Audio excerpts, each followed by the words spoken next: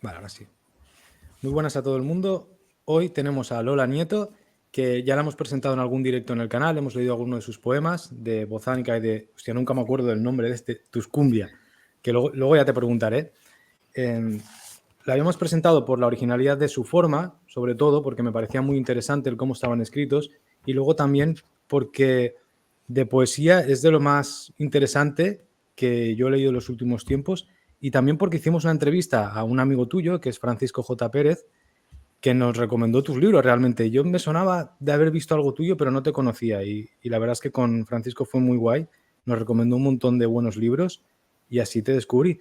Después, hace muy poco que ha salido este libro, que es La Isla Desnuda, y la verdad es que me ha gustado muchísimo porque creo que juntas todo lo que apuntaba por aquí en cuanto a poesía en un formato que entiendo entre, lo voy a explicar yo aquí a mi manera, luego me corriges tú o das tu punto de vista, que yo lo he entendido como una especie de mezcla de poemario con ensayo, con literatura y novela un poco más contemporánea, que diríamos, o más actual, y es como una mezcla de todo, pero no deja de perder la esencia de alguien que es claramente poeta o que está también fusionando esos géneros con el ensayo, incluso con precisamente con Carlos Alberto Scolari, que también hablamos aquí. Él tiene un libro que es Cultura Snack, en la cual el ensayo está compuesto de pequeñas dosis, ¿no?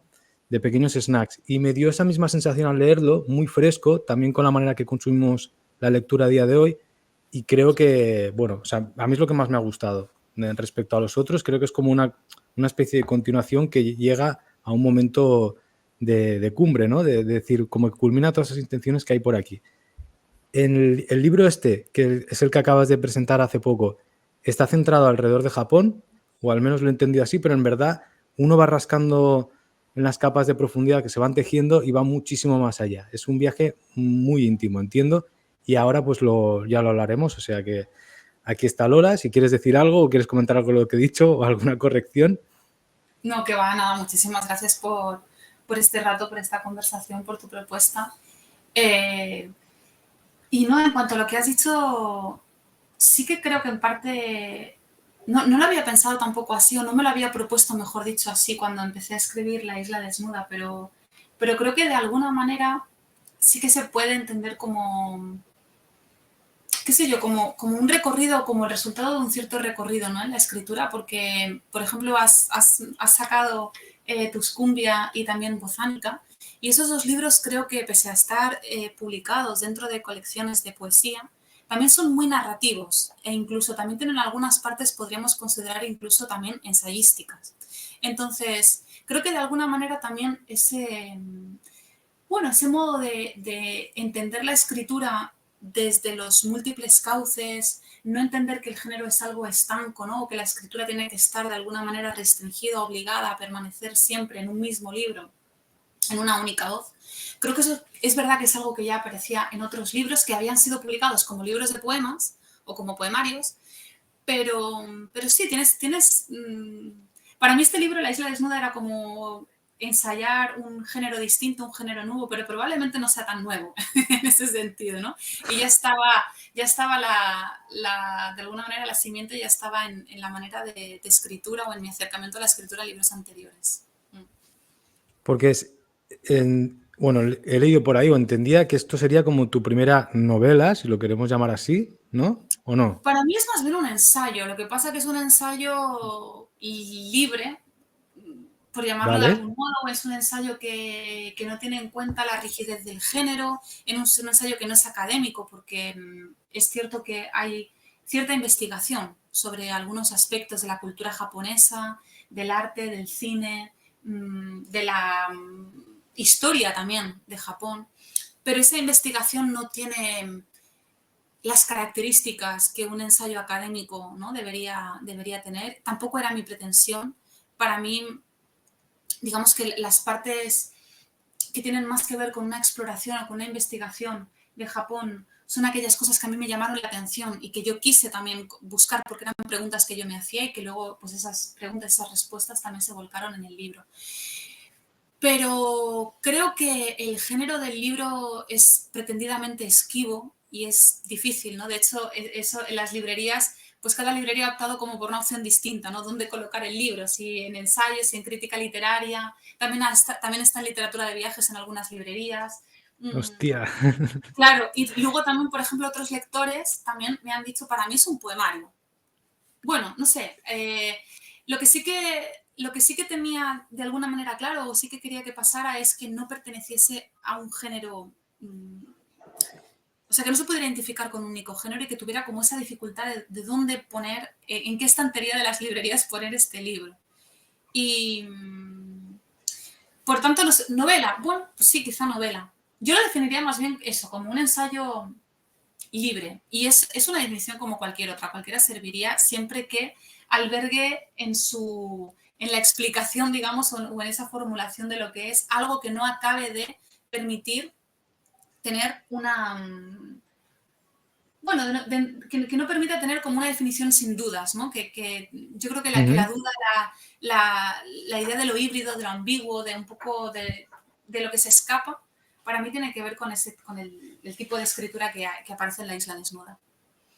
A mí es lo que más me ha interesado del libro, realmente es encontrarme con que yo esperaba una novela, ¿vale? Así de cuando uno coge por la portada, sí que la editorial había tenido cosas bastante periodísticas o más ahí al borde del ensayo, un poco más libre, pero de lo que yo conocía al menos. Y al enfrentarme como una novela y encontrarme primero como, vale, sí, la novela está derivando un poco en ensayo, en parcelas de ensayo, en pequeñas dosis de ensayo, y de repente está virando también hacia algo totalmente poético a medida que va avanzando.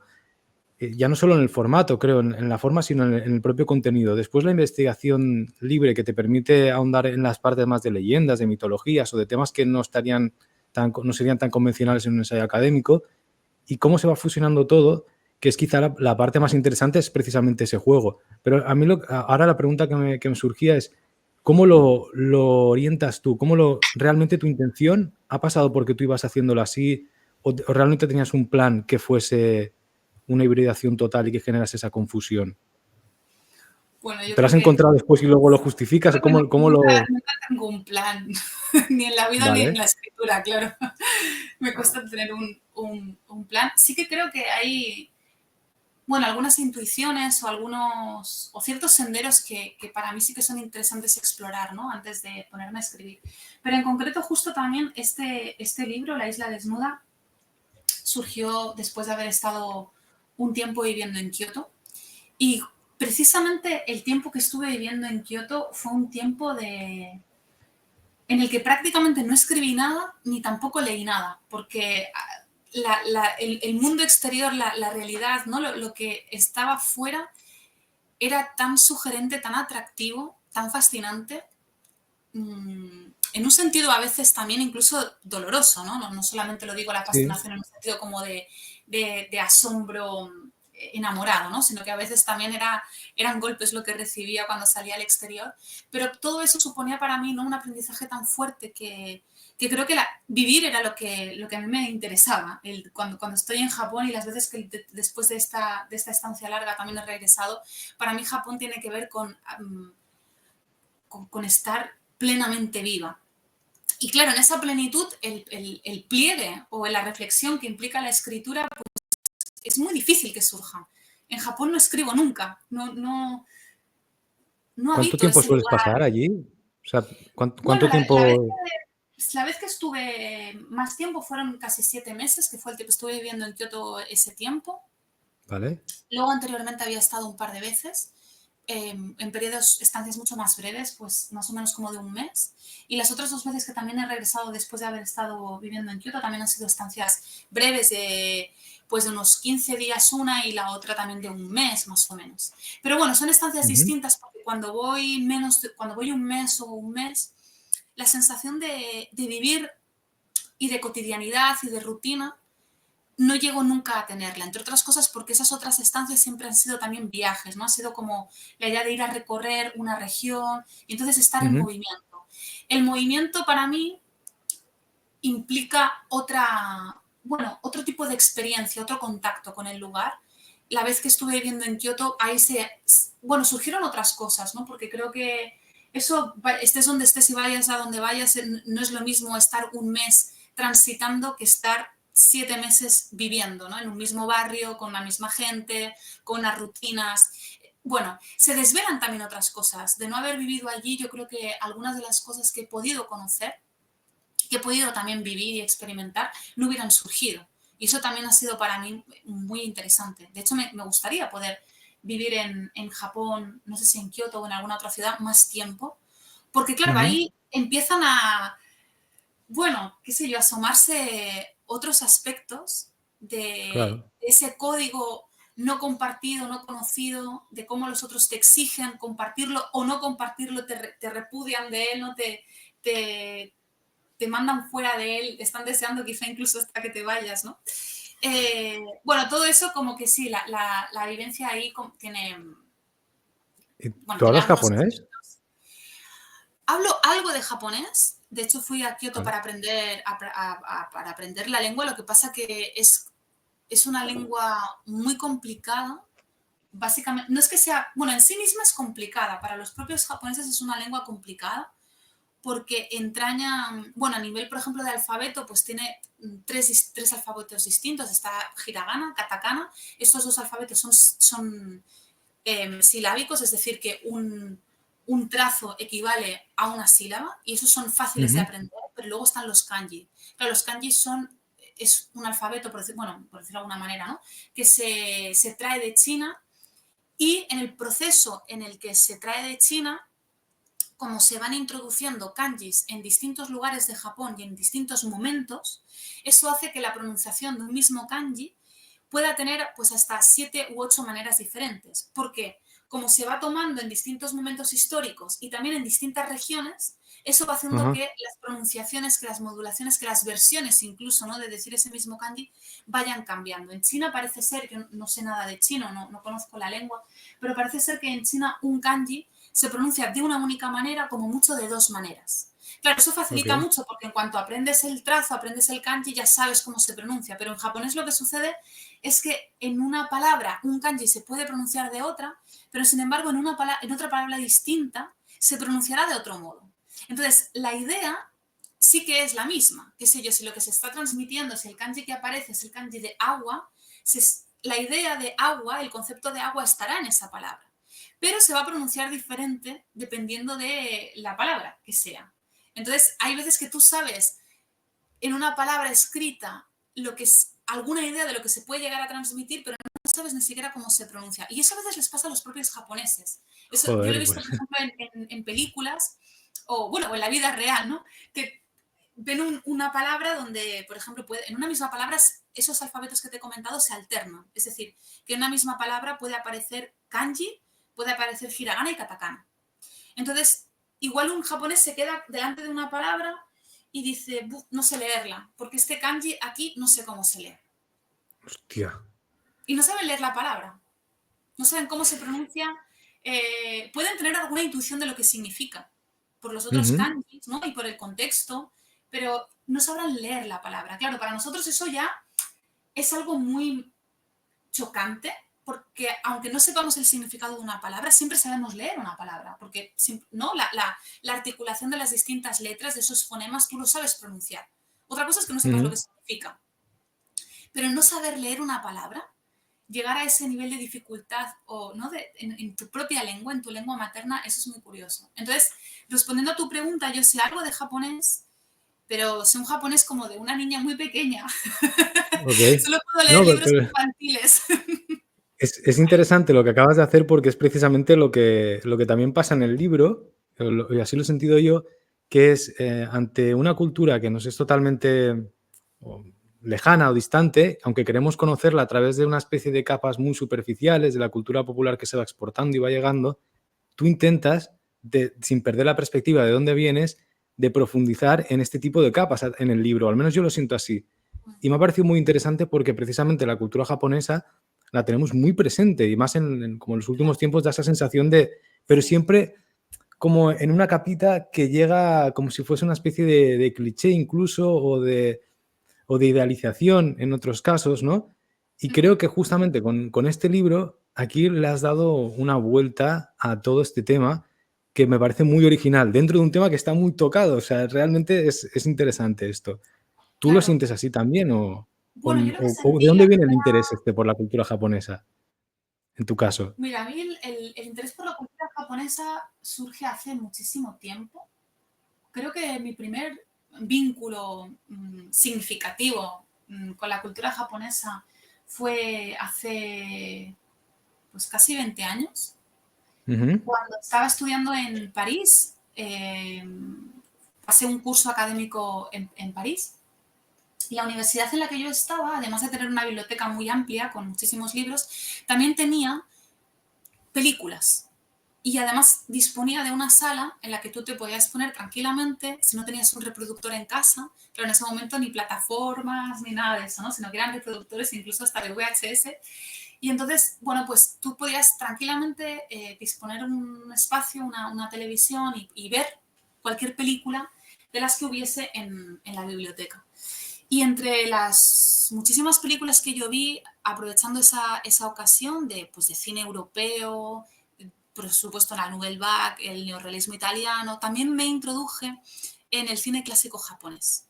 Y Ok. yo recuerdo estar en esa sala rodeada de otras personas que también a su vez estaban viendo las películas que habían escogido con los cascos y ver los cuentos de la luna pálida de Mizoguchi. Y para mí fue realmente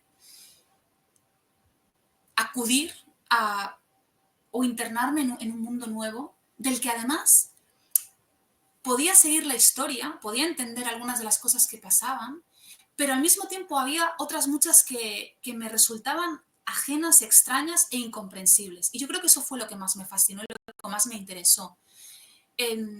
Tener ante mí algo que se desplegaba, que sucedía, que vivía, que podía estar al lado, pero que no comprendía. Pero que al mismo tiempo Ujú. también esa ausencia de comprensión me hacía quererme acercar y querer tocar eso, ¿no? O sea, que no era una repulsa, al contrario, era no entender, pero un no entender como con la boca abierta y queriendo de algún modo, entendiendo que también había algo que ahí me estaba convocando, que me estaba llamando desde ese no poder alcanzar. Bueno, luego a partir de ahí seguí viendo otras películas del cine clásico japonés, llegué después al manga, algunos mangakas me interesan muchísimo, de los que se han traducido, otros no tanto. Y por último llegué a la literatura, aunque parezca un poco como extraño, porque yo en ese momento estaba estudiando literatura, pero a la literatura llegué pues en los últimos años. Quizá desde que viajé por primera vez a Japón, ahí fue cuando me puse como de manera más seria a leer literatura japonesa.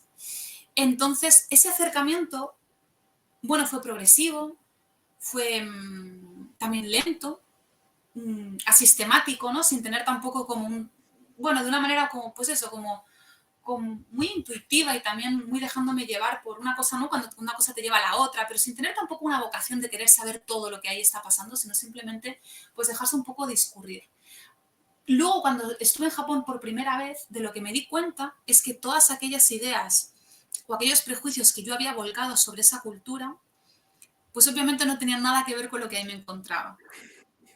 Y entonces esa primera, ¿no? Bofetada fue muy interesante porque, claro, todo aquello que nos llega a nosotros de Japón o cómo nosotros, desde nuestro paradigma cultural, desde nuestras limitaciones también culturales y lingüísticas, intentamos aprender, intentamos dominar, con todo el significado que tiene esa palabra, ¿no? La del dominio, intentamos dominar Ujú. algo tan otro, tan distinto, pues ahí de lo que te das cuenta es de que no tienes herramientas. Y está bien no tenerlas, está bien no poder controlar eso y está bien no poder dominar eso y darte cuenta de ello. Y por tanto, lo que surge entonces, o al menos en mi caso, es otra manera de intentar acercarte, de intentar acariciar eso que frente a ti vive y se impone. Pero ya no desde el dominio, ¿no? Sino desde, no sé, desde quizá buscar el acallamiento, ¿no? O sea, buscar callar, buscar escuchar y en esos sonidos quizá palpar a, a ciegas, ¿no? Pues algunas cosas. Pero lo que está claro es que aquello que nos llega a nosotros de Japón aquí, desde la comida, desde cosas tan banales, ¿eh? Como por ejemplo la Sí, comida, pues si has sí, sí. comido aquí comida japonesa, no has comido comida japonesa. Eso va a Sí, suceder con otras culturas también. Yo no he estado en pasa Tailandia, he siempre. comido comida tailandesa, pero seguro que no he comido comida tailandesa. con la comida china pasará lo mismo, ¿no? Es decir, tenemos siempre un acercamiento todo lo que nos llega a nosotros siempre se adapta a nuestros gustos, Ujú. traicionando obviamente la esencia de lo que realmente aquella cultura es. Simplemente porque cuando las cosas llegan aquí lo que buscan es ser consumidas y para ser consumidas tienen que gustarnos. Cuando alguna persona va a Japón y me dice, a mí lo que no me gustó de Japón es esto, yo siempre pienso, acepto, ¿no?, ese comentario y lo acojo con cariño, pero siempre pienso, qué poco importante es lo que a nosotros nos gusta. ¿Qué tiene que, no, el gusto ahí que no es importante, lo que a mí me gusta o no me gusta de Japón, eso no es importante, porque eso solamente atañe a cómo mi subjetividad, con todo lo que yo he aprendido, con todo lo que a mí me han enseñado a valorar y a no valorar, cómo eso se confronta con lo otro. Pero eso no es importante, lo que a mí me guste, ¿no? Lo que tiene que ver con el gusto, lo único que está designando es los prejuicios y las limitaciones que yo tengo. Entonces, creo que para intentar tímidamente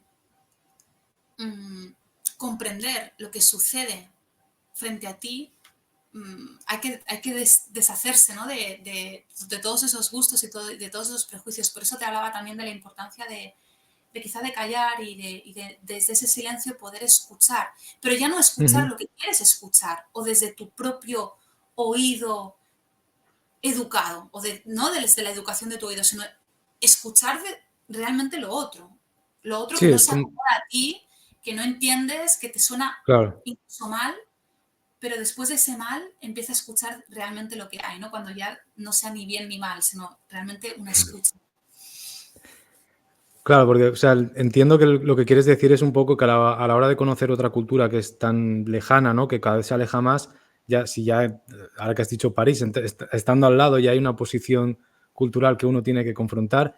Si no quitas esa barrera de prejuicio, siempre vas a estar pensando delante lo Claro, propio.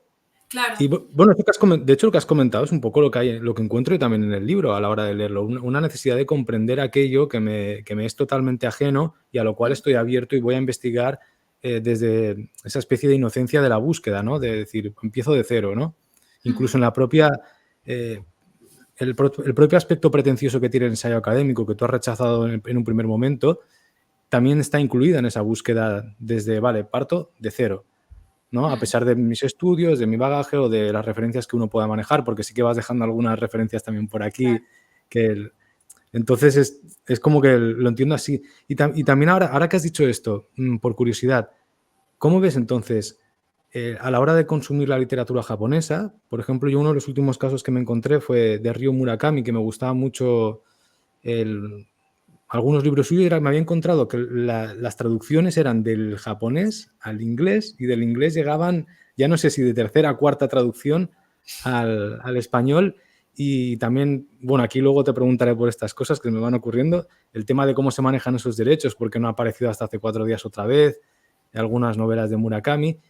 Y también y ya cierro la pregunta, es, por ejemplo, en Kawabata o en Kenzaburo, el tema de tratar desde una perspectiva, en Kenzaburo, por ejemplo, cuando toca a su hijo pequeño desde la propia cultura japonesa, tú ese sentimiento es muy difícil de empatizar con esa manera que tienen ellos de concebir el punto de vista, ¿no? Diría yo. ¿Tú cómo confrontas eso a la hora de redactar tu propio libro, tu propia perspectiva? ¿La tienes en cuenta o no? ¿O simplemente te dejas llevar? Claro, bueno, yo creo al principio de todo comentabas un poco como ese empezar de cero, ¿no? O empezar o intentar acercarse desde una cierta inocencia, desde un cierto desaprendizaje o una tabula rasa. Claro, Sí. eso es imposible, ¿no? De base es Ujú. imposible, porque aunque yo te he dicho todo lo que te he dicho antes, está claro que al final, por mucha pretensión que tengas de dejar atrás todo aquello que tu cultura y tu lengua supone como mecanismo para aprender otra cultura, es inevitable que, bueno, ya está, de alguna manera ya estamos conformados así. Lo que sí que creo es que se pueden detectar ciertos elementos que lo que te están haciendo es alejando de la comprensión real de eso otro, ¿no? Y entonces intentar como evitar eso. No lo decía también porque tampoco creo en esa especie como de ilusión de ir a un lugar donde se habla una lengua distinta, donde el paradigma cultural es radicalmente distinto y poder acoger eso desde el completo desaprendizaje, desde el punto cero. Eso es Sí. imposible. Yo voy a ser occidental, mal que me pese, allá donde vaya. Lo que pasa es que me puedo dar cuenta de eso y puedo intentar que mi realidad contamine lo menos posible esa otra realidad que se me muestra. Y para mí esa es la pretensión. Intentar darme cuenta de todas aquellas veces que yo estoy interpretando lo otro desde mi punto de vista, desde mi lugar, desde lo que yo supuestamente sé y soy. Entonces es como, bueno, abrir un poco un cauce, abrir un vacío, abrir un espacio para yo desaparecer un poco con todo lo que eso supone y atender a lo otro. Con las dificultades, las contradicciones, las limitaciones que eso también supone. Bueno, eso por un lado, ¿no? También como para matizar, para matizar sencillamente lo que había comentado antes. Luego, lo que tú comentas de las traducciones es algo muy interesante porque contra el autor, parece ser, contra más consagrado está el autor, peores traducciones tenemos. Eso es muy curioso. Creo Sí. que, por ejemplo, en el caso de Kawabata, que hablabas antes, bueno, cuando a él le dieron el Nobel en el año 70, ahora no recuerdo bien, en el 70 y algo, me parece que le dieron el Nobel, Kawabata había sido muy traducido antes de recibir ese premio en francés, por ejemplo, ¿no? Las traducciones japonesas sí que existían anteriormente al premio Nobel. Cuando se le dio el premio Nobel, aquí no se había traducido nada o apenas nada, no quiero dar el dato de que no se había traducido ningún texto de él, pero creo que no se Luego había parecen traducido, 5. Sí. sí, pero creo que no se había traducido nada, ¿no? Entonces, ¿qué pasó? Que claro, de pronto se le da el premio Nobel, la industria de la edición se da cuenta que no han traducido nada y dicen, bueno, tenemos que traducir de algún modo. Claro, ¿cuál es la manera más rápida de traducir? Hay más traductores que traducen del francés o del inglés que no directamente del japonés. Entonces ahí lo Claro. que sucede es que se hace un trabajo de traducción y de edición desde mi punto de vista nefasto por ese motivo, que en ese momento aún se podría llegar a entender, y así ha pasado con otros autores también. En ese Sí. momento se podría entender por la precipitación, la necesidad como de dar a conocer al mundo hispano, digamos, ¿no? Esos libros. Pero claro, desde el 70 y pico hasta ahora, ¿qué ha pasado con Kawabata? Pues lo que ha pasado es que no se ha vuelto a traducir esos libros directamente del japonés. De hecho, creo que el primer libro del japonés que se ha traducido de él es uno que recientemente Seis Barra ha editado, que sí que se llama Dientes de León o Diente de León, no sé si es en plural o en Puede singular, ser. lo tengo por ahí, pero ese es el primer libro, creo que se ha traducido directamente del japonés. No ha Cuando llovido. hablamos de editoriales más pequeñas, con otro tipo de autores quizá no tan consagrados todavía, la labor de edición sí que es mejor y de traducción, porque ahí sí que se cuenta con traducciones directas. Entonces, es cierto que muchas veces, contra más importante es más importante, cuanto más renombre y Sí, más renombre, supuestamente te más entiendo. recursos tiene la editorial, pues es al contrario, peores traducciones se han hecho porque han sido indirectas. Eso es un rasgo a tener en cuenta.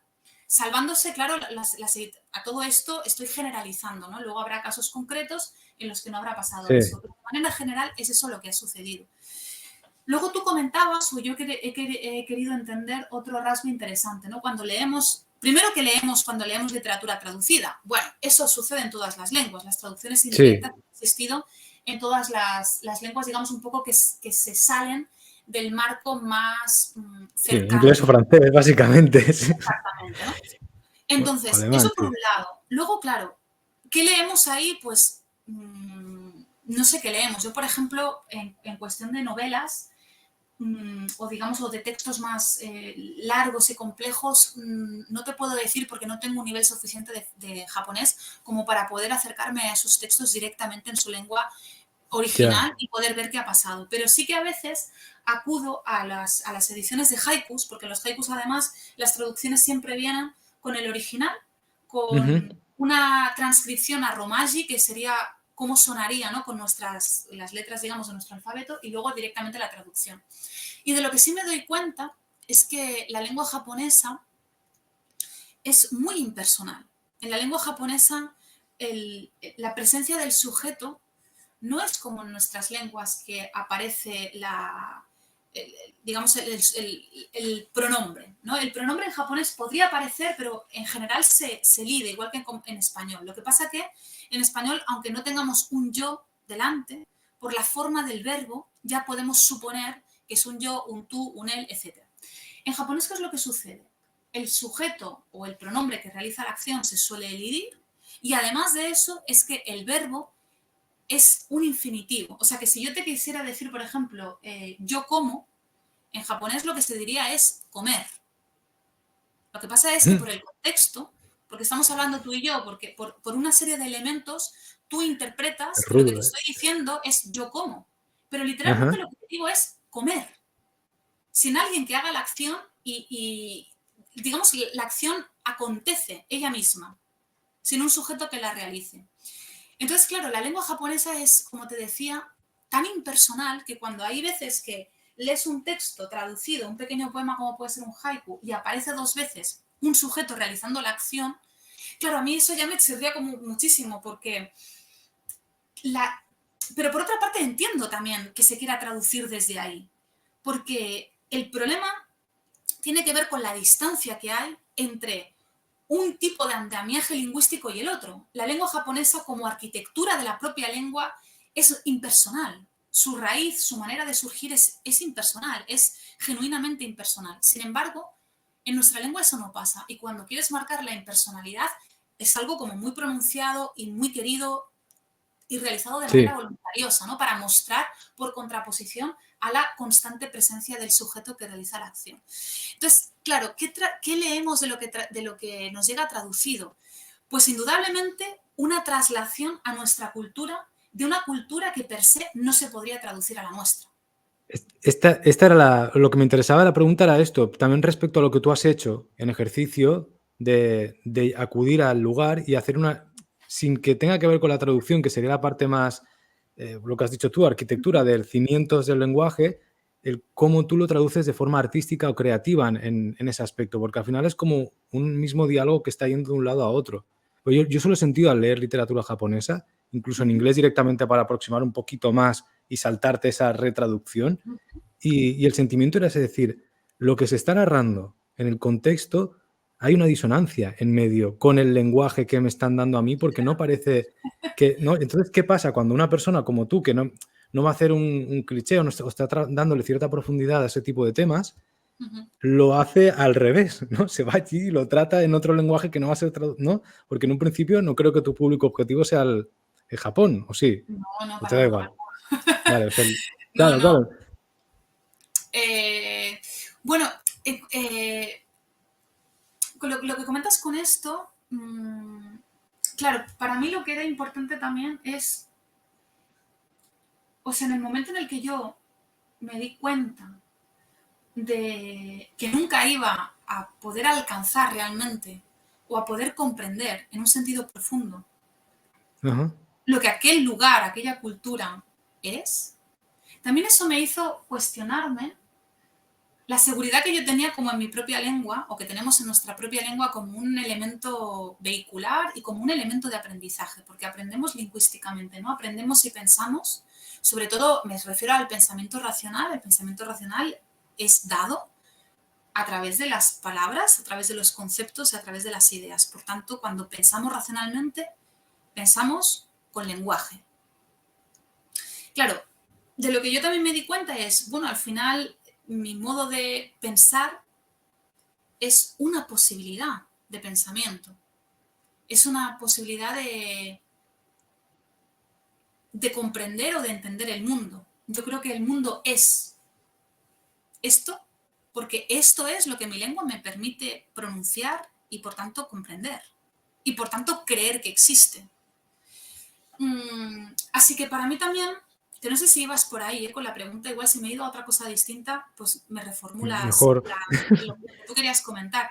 Pero para mí también fue muy interesante como algo que, bueno, siempre tenemos intuiciones, ¿no? De que aquello que nuestra lengua nos permite decir, otros autores ya nos lo han dicho, lo que nuestra lengua nos permite decir, pues claro, es una posibilidad, pero no son todas las posibilidades. Y con esa posibilidad lo que hacemos es crear un mundo, pero no crear el mundo.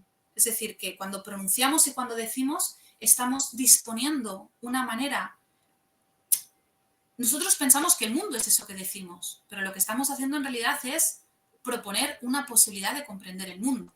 Porque ahí lo que tenemos es, bueno, las posibilidades y las limitaciones de nuestra propia manera de pensar y de decir. Y eso es lo que está Sí. creando un mundo, pero no el mundo. No sabemos lo que es el mundo. Tampoco lo que dice la cultura o la lengua japonesa es el mundo. Es otra posibilidad de acercarse a eso No, que pero era más tenemos. el aspecto como creativo tuyo de confrontar esa parte Ujú, desde la perspectiva, como lo has dicho, realmente es, yo tenía no sé si es una ambición o la perspectiva de decir, vale, quiero acaparar o ujú, controlar esta cultura desde lo que yo me imagino cuando voy yendo a ese lugar y me voy estableciendo, lo voy conociendo, al resultado que luego va apareciendo cuando lo traigo como de vuelta, ¿no? Porque es una especie de viaje mitológico. Al final, cuando uno va a un lugar y ujú. en cierta manera en soledad, ¿no? Y hace ese proceso de decir lo que yo esperaba, que es un poco lo que has estado comentando. Realmente esa es la pregunta. Sobre todo también relacionándolo con el tema de la escritura por el hecho de la traducción de una lengua y de una cultura en el cual el punto de vista creo que nos es muy difícil de empatizar, ¿no? Porque la literatura también tiene ese punto de empatía con los personajes que aparecen, o incluso al leer esto, cuando lees tu libro hay una parte que yo he sentido que había un aspecto de diario, ¿no? Un Ujú, poco ujú, en algunos puntos, ¿no? No sé si tengo alguna cosa marcada aquí, pero había algún comentario que era bastante íntimo, personal, o daba esa ujú, sensación. Y eso en el ensayo más habitual no suele estar presente porque siempre hay una distancia, ¿no? Que se genera, tú aquí lo has acortado para que tenga más que ver con ese aspecto poético o literario. Yo creo que es muy literario, sobre todo en el estilo y la forma. Y ese aspecto de intimidad que se transfiere es la parte que me interesaba, ¿no? De decir cómo tú confrontas eso de voy a dominar, voy a controlar aquello, y de repente me doy cuenta que no, o el punto de vista de la literatura o de la cultura que tú has consumido al llegar allí y tratar de volverla o manipularla, de repente es como que se transforma en otra cosa, ¿no? Pero bueno, es que realmente lo has comentado, era esto. mm. Con respecto también, por ejemplo, a la literatura, algo que cuando también mencionaste antes el tema de las traducciones, creo que para mí también ha sido muy interesante como lectora de literatura japonesa. Bueno, el hecho de ir conociendo un poco más de el código cultural que impera en Japón, eso también me ha ayudado a entender desde otro lugar algunas interpretaciones que yo había hecho de textos literarios. Claro, cuando tú lees una novela japonesa, pongamos por caso, ¿no? Y, y sucede, no sé, cualquier acontecimiento. Imagínate, por ejemplo, imaginemos una situación en la que alguien desde nuestro punto de vista se va a Ujú. sentir culpable por una acción.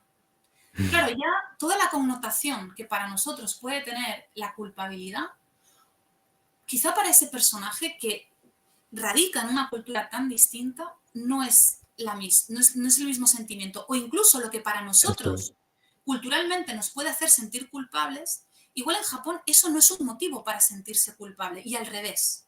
O para sentir que se ha desequilibrado una estructura, un acontecer, ¿no? Y que tú ahí debes volver a equilibrar eso. No hablemos tanto de la culpa, porque es verdad que para nosotros la culpa tiene, o sea, está muy anclada a la cultura judío-cristiana, pero hablemos de alguien ha cometido una acción que ha desequilibrado, ¿no? Una armonía. Claro, para una cultura serán una serie de acciones las que provocan eso, para la otra cultura serán otras acciones las que producen eso. Por ejemplo, para nosotros, que una persona decida divorciarse, Ujú, bueno, puede ser, digamos, un momento complicado, difícil, en un sentido personal, pero no comunitario. ujú. La familia, quizá los más allegados, pueden sentir bueno, pero aceptan eso, qué sé yo, es la decisión de dos personas divorciarse, ¿no? Y nadie más va a entrar ahí. Para la cultura japonesa no es así, no es una decisión de dos personas, porque eso afecta, o así lo sienten ellos, a toda una estructura familiar. Mucho Y más no grande, ¿no? solamente eso, una estructura familiar en el sentido más amplio que es la comunidad. No solamente la familia de esas dos personas que deciden divorciarse, sino la comunidad. Claro, y la comunidad entonces puede decidir que si tú has privilegiado tu parecer individual frente a todo eso otro, frente a la comunidad, que igual esa comunidad va a repudiarte. Claro, para nosotros no tiene sentido que alguien no quiera, si se siente mal, si cree que eso no tiene que ser así, pues no tome la decisión del divorcio. Pongo por caso un ejemplo como cualquier otro, ¿no? Pero claro, entender eso mismo, ese mismo gesto en una cultura distinta, con unos valores distintos, es que es un gesto diferente también. O, por ejemplo, Sí. cuando alguien, yo que sé, en Occidente, pues puede quedarse sin trabajo, porque le echan del trabajo. Bueno, pues ahí, bueno, te vas a sentir mal, vas a sentir una cierta tristeza, una cierta decepción, pero seguramente lo que vas a pensar es que cuando llegues a tu entorno más familiar, más cercano, amigos, lo que van a hacer es apoyarte.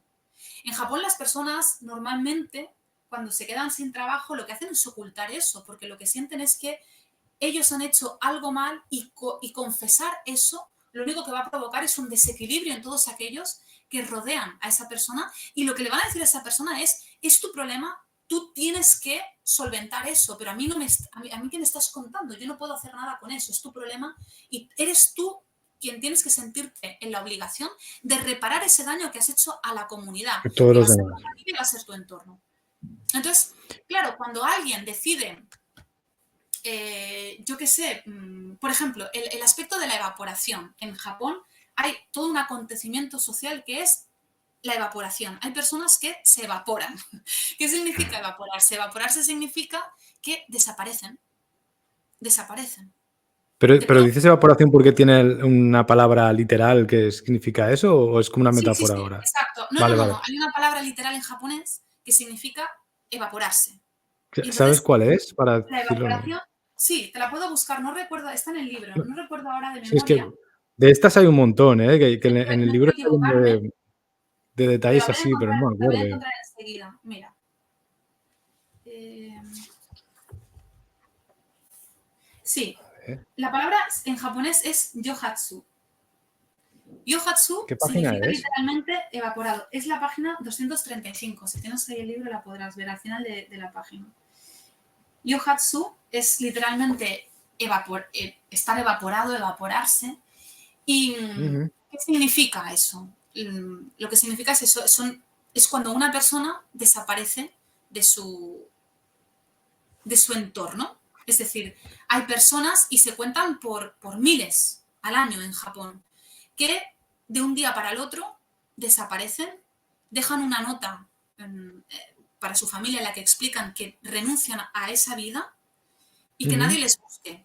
Es muy curioso también porque la sociedad japonesa privilegia el derecho a la evaporación frente al derecho que tienen los familiares a encontrar a su ser querido desaparecido. Es decir, que si una persona desaparece, se evapora, dejando una nota en la que dice que no quiere que nadie le encuentre, o sea, que no quiere ser encontrado, que realmente renuncia a su vida, renuncia a su trabajo, renuncia a su familia, renuncia a todo lo que en ese momento tiene, porque quiere huir de esa realidad, la ley japonesa lo que hace es privilegiar el derecho a la evaporación frente a que tu familia te quiera saber dónde estás o quiera que regreses, ¿no? Una cosa está por encima de la otra. ¿Por qué la gente en Japón se evapora? Bueno, los motivos de la evaporación pueden ser muchos. Pueden ser desde alguien que haya conformado una familia, tenga incluso hijos, pero se sienta atrapado en esa familia, se sienta Ok. atrapado en el trabajo que tiene y no se atreva a decir a su familia que quiere renunciar a ese trabajo, alguien que no haya aprobado un examen de acceso a la universidad. Ujú. Es decir, que los motivos son motivos que para nosotros, mm, bueno, resultarían fácilmente confesables. Incluso lo que esperarías es el apoyo en tu familia y en tus amigos. Sin embargo, un japonés lo que va a decidir es, bueno, si yo esto no lo puedo confesar, pasan dos cosas. O me suicido o me evaporo. Y de hecho, Ajá. en los últimos años, la evaporación está tomando como, es decir, se están registrando menos suicidios, parece ser, en parte porque se está disparando el número de evaporados. De hecho, es muy Hostia. gracioso, bueno, Bueno. es muy gracioso, no es muy gracioso porque es No, muy, pero sí, sí. Es lo ¿no? que permite la distancia, ¿eh? Pero, También, en parte. pero se está, cada vez más hay una ingente literatura. Como te digo, Sí. cada vez se contabilizan más los libros donde se explica y te aconsejan para que puedas llevar a cabo una correcta y buena evaporación. Entonces, que tú puedas evaporarte sin que nadie te encuentre y nadie te busque tampoco. Porque, claro, en el momento en el que esas notas son dejadas, ¿no? Y se dice que nadie, que por favor, que tú voluntariamente te has ido de tu casa y que no quieres que nadie te busque, pues ahí es que la policía lo que hace es nada, te dejan ir, te dejan ir. Y esas personas lo que hacen es pues ir a otro lugar, a otra ciudad, a otro pueblo, a otra geografía japonesa. No suelen marcharse de Japón, sino que se van a otro Desaparecen, lugar literal, distinto, sí. sí. Y suelen además, que eso también para mí me parece como muy curioso, porque no suelen buscar un tipo de vida distinta a la que han tenido antes, sino que realmente la evaporación es la búsqueda de una segunda oportunidad. Son personas que suelen fundar otra familia, se suelen Sí, casar sí. otra vez, tener hijos, pero es como, bueno, la primera vez no funcionó, buscan que de algún modo la segunda vez sí que funcione. Que eso también para nosotros, o al menos para mí, fue muy chocante, porque si tú has buscado un tipo de vida que no ha funcionado, ¿por qué replicas esa vida? Bueno, la Es muy réplica es porque humano. para los japoneses en realidad el ideal de vida, el tipo de Mm. vida que ellos valoran es ese y por tanto lo reproducen esperando que salga bien la segunda vez. ¿No? Para nosotros tendría que ver cómo puede ser que vuelvan de alguna manera a buscar lo mismo. Si nos damos cuenta, nosotros, desde nuestros parámetros culturales, buscamos lo mismo una y otra vez y nos equivocamos de una y otra vez. Lo que pasa es que, Ujú. claro, es muy fácil juzgar desde fuera por qué si una vez te salió mal, por qué vuelves a hacerlo, o por qué. Desde, por ejemplo, cuando en alguna conversación ha salido el tema de los evaporados, pues con mis conocidos, con mis amigos, suele ser un elemento como de cierta discordia. No entienden por qué un japonés se evapora. Pues que se divorcie, pues que diga que no tiene trabajo, pues que busque, no sé, conformar o reequilibrar su vida cambiando aquello que no le gusta. Pero es que hay veces que la voluntad individual de cambiar algo no existe en una sociedad que privilegia el bien común Sí, frente sí, sí. a la libertad individual. Si no se entiende eso, Ujú. lo único que entiendes es, pues, ¿por qué hacen eso? Ya lo desprecias, ¿no? ¿Por qué hacen eso? No tiene sentido, pero ¿qué les pasa? Ahí surge el desprecio, pero el desprecio es la ignorancia por nuestra Sí, parte, sí, es no comprender. es un buen punto, porque es lo que creo que más cuesta de comprender de culturas más asiáticas, orientales, que es, de repente se va transformando la noción de comunidad o de individuo, se transforma mucho y al final es desde donde generamos prácticamente la cultura, Claro, porque bueno, claro. ahora te quería hacer una pregunta que se me había ocurrido mientras lo comentabas, pero ¿está bien visto eso o no está bien visto dentro de la sociedad japonesa el hecho Evaporarse. de... Sí, o sea, está Evaporarse. como... Así Bueno, como el es que suicidio sí que está dignificado en ciertas, bueno, ¿no? O sea, tiene una parte de honor detrás, ¿no? Al menos lo entiendo yo así. pero Eh, cuidado, hay una parte de honor que tiene que ver de nuevo con lo mismo, no con la libertad individual o con el bienestar individual, sí, sino con el de la familia y con... el colectivo, ¿no? Cuando, Sí, sí, el sí, hecho sí. de que en Japón el suicidio, bueno, cuidado, hay veces que hay personas que se suicidan para huir del dolor de su vida, ¿no? Pero muchas veces el suicidio tradicional de manera entendido de manera tradicional en Japón está visto como una manera de, frente a un individuo que ha generado un desequilibrio en la comunidad, volver a equilibrar eso significa el suicidio. Porque de esa manera dejas a tu familia o a tu entorno más cercano sin esa mácula, ¿no? O sea, como que lo que tú has desequilibrado, como te decía, vuelves a permitir que esa familia no siga adelante con una mancha que no se va a poder de otro modo, si tú no te suicidas, no se va a poder de otro modo resarcir o recuperar. De hecho, a ver, hostias, yo creo que esto lo he leído en tu libro. No hay, si tiene que ser ahí, que hay como unos apellidos Mm. que se recuerdan de hace 5.000 años, ¿no? Bueno, 5.000 años, no sé, de una barbaridad de tiempo, que si se siguen leyendo a día de hoy en una universidad o en algún sitio oficial, es como que está mal visto porque representa. ¿No? No, ¿era así o no? Sí, Era sí, a eso es ver. otra cosa distinta. Eh, son los Bunraikumin, si no lo estoy pronunciando mal, iba también a buscarlo porque no quiero fallar con la palabra. Eh, Hostia, es que esto me llamó la atención y ahora no me acuerdo. Es que, a ver, quien no haya leído el libro se va a encontrar esto, ¿vale? Lo que está pasando ahora van surgiendo cuestiones culturales dentro de la cultura japonesa a la vez que se entremezclan con la propia experiencia de Lola y el género ensayístico y se van esparciendo como unas ramitas, como semillitas que van saliendo a través del libro, pero que en el fondo todas tienen una conexión. Y de hecho creo que esto sale más al principio que al final, ¿eh? Porque, a ah, ver, podría ser, podría ser. En todo caso, la,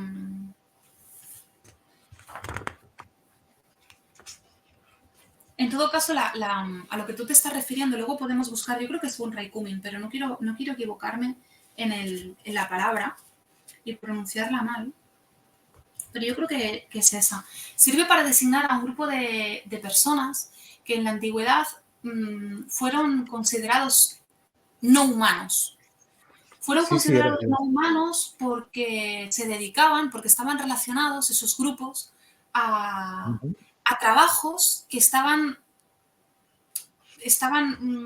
vistos como, bueno, se consideraban un tabú, ¿no? Los trabajos, por ejemplo, vinculados a los sacrificios, bueno, sacrificios, no sacrificios de animales, sino a la muerte de animales para comer esos animales, ¿no? Es decir, por ejemplo, los matarifes, otras personas, enterradores, personas que estaban ligadas a esas profesiones consideradas tabú en Japón, formaban parte de un colectivo que directamente estaban tildados de no humanos, se consideraban que Sí, no eran humanos.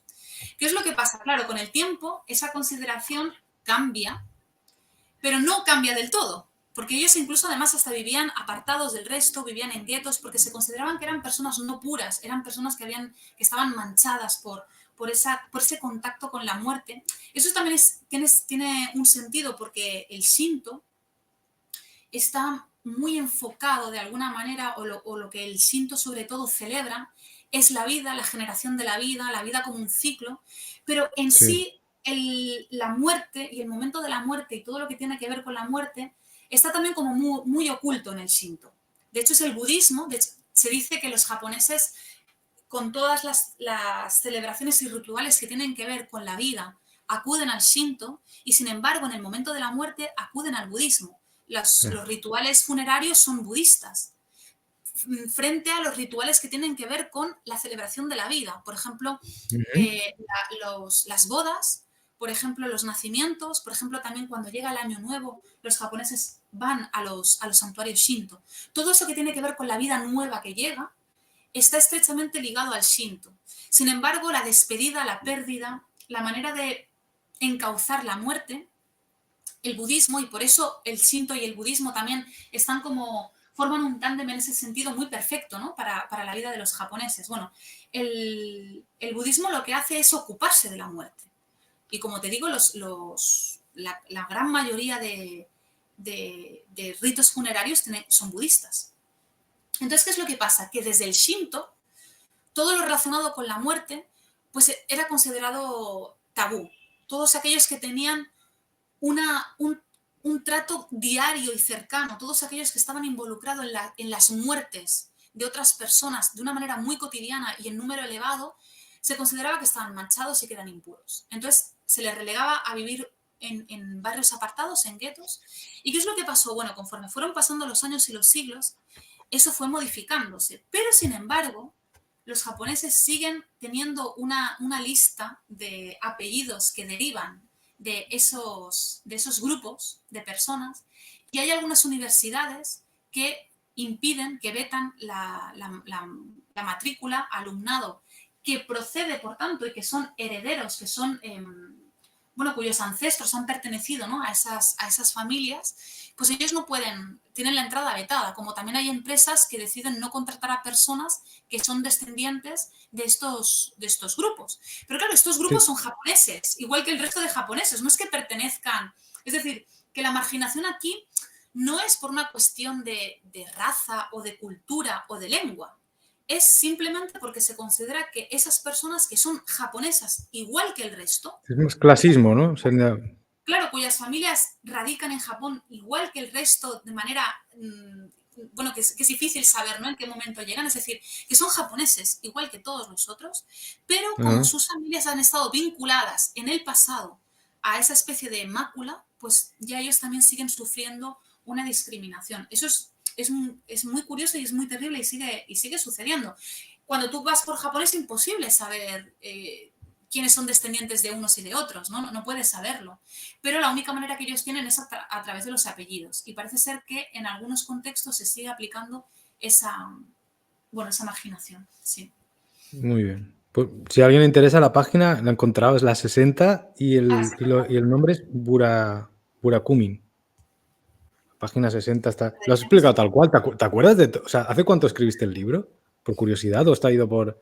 Porque hay un desprendimiento de la obra en cuanto... Porque ahora lo vas reviviendo con las entrevistas, imagino que te van haciendo, pero en el fondo, desde que uno escribe y se edita, la gente Ya. lo deglute y tú tienes que comentarlo, en realidad, imagino que una persona como tú, que también veo que es más del camino, más caótica, va perdiendo, ¿no? La noción o las referencias que va dejando. ¿Te acuerdas de todo? A ver, te acuerdas de todo, Mm, porque lo acabas de decir igual, pero... bueno, no, yo había dicho creo que Bunrakumin o algo así, no había dicho bien la El palabra. nombre puede ser, pero lo que es la descripción es tal Bunrakumin. cual. O sea que... No, lo que pasa con eso, yo creo que quizá para mí es más fácil desprenderme de quizá de algunas modulaciones emocionales que aparecen en Ajá. el libro, de algunos aspectos, digamos, más que tienen que ver con la propia biografía, con la anécdota quizá también, ¿no? de biográfica. Eso creo que es como más fácil olvidarlo, porque Vale. hay una serie de emociones que son como más transitorias, más pasajeras, más fugaces, y que quizá en el momento de la escritura pues se encapsularon y tomaron el cuerpo de la letra, pero bueno, más adelante como que eso cambia, ¿no? Yo creo que es más fácil desentenderse de las propias emociones que están en la escritura, pero de aquellos aprendizajes que para mí han sido importantes y que tienen que ver con la cultura japonesa, yo creo que eso es como más fácil que queden. No sé si me explico, Ya. ¿no? Porque son como Sí, sí, cosas sí, no, que de alguna manera perfectamente. tú ya has introyectado de otra manera y te han Muy bien, muy afectado bien. incluso más que las propias emociones que en el momento de la escritura tú sentías, ¿no? Eso Sí, sí. no está tan... eh, no se identifica tanto con una Pero misma mola que hayas dicho esto porque realmente me parece muy interesante. De hecho, una de las gracias que yo le encuentro al libro desde el formato ensayo, porque sí que es verdad que últimamente, y ahora quiero entrar en este tema un poco más de literatura contemporánea, Ujú. eh, hay una tendencia de que el ensayo cada vez se vuelve mucho más literario. O sea, que no que se vuelva uno, sino que se fusionan de una forma un poco ya menos... No hay tanto control desde la academia, ¿no? Para juzgar al ensayo de una forma u otra, si es válida, sino que cada vez parecen más fusionados en ciertas modalidades de literatura, ¿no? Y aquí hay una parte, yo tengo una frase que considero bastante íntima, que se metía entre este tipo de cuestiones que has tratado ahora de repente, pues una cuestión muy concreta de la cultura japonesa, se desmiembra, se analiza también, se le da un tono poético y vas volando como por ahí, ¿no? Y de repente se enmarca y lo separas por asteriscos. Yo, que nunca seré madre, decido poner a secar mi matriz en el sueño, la muerte, lo ficticio, lo desnudo, en lo que no tiene lengua, en lo real. Y sigue, ¿no? Pero entiendo que ese es un párrafo íntimo, ¿no? Que de repente una persona que está escribiendo un ensayo no se suele permitir. Claro. O tiene que ver con el... Porque yo no lo asocio a los temas que estaban tratándose, a la vez sí, por un poco el ritmo que va cogiendo a través de la forma, porque yo entiendo que el carácter literario es muy fuerte en el libro. Pero este aspecto es íntimo, ¿verdad? ¿O no? Claro, lo que ¿O cómo pasa lo ves? que ahí para mí lo que yo te diría es qué es la intimidad. No, pues O sea, desde lo que hemos hablado antes, precisamente, que has dicho un contexto católico, judío-cristiano, porque al final la intimidad hoy en día está borrada, ¿no? En el momento en el cual sabemos que el móvil que tengo al lado me está grabando todo, pero es real, hay una perspectiva que tiene que ver incluso, ya si nos metemos con el paquete operativo protestante que se meten, ¿no?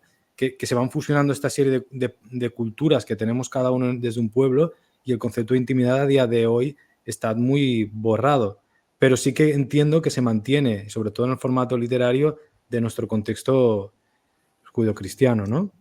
claro, sí.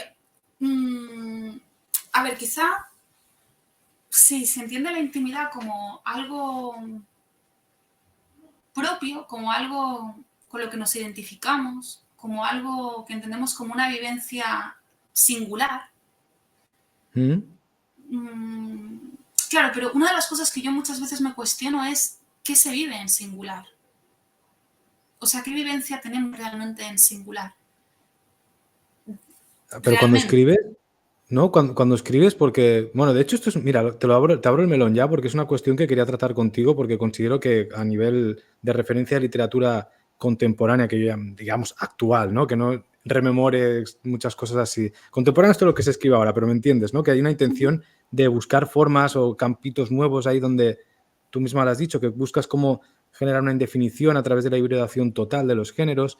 Yo creo que hay una intención de participar en un panorama muy actual, ¿no? Entonces, la literatura, que para mí no ha desaparecido, sino que simplemente se va transformando en otras capas de lectura, pues a través del propio ordenador, del móvil o incluso del consumo oral, en el propio texto de los ordenadores o de cómo funcionan los ordenadores texto, pero hay una parte muy endogámica en cuanto al consumo de literatura tal y como lo conocíamos desde un poco la herencia francesa o un poco del siglo XX, de la mitad del siglo XX hacia adelante, en la cual el que lee o que la persona que lee a alguien que escribe desde el punto de vista del escritor o de la escritora, ¿no? Que hay un poco, y el tema de la intimidad precisamente, por eso te lo quería abrir el melón aquí, que tiene que ver también con el expresar desde un aspecto, desde un entorno íntimo, en soledad, porque quien escribe sí que escribe un poco en esa especie de ausencia, aunque intente trasladar el mundo a ese papel, lo encapsula desde una especie de soledad.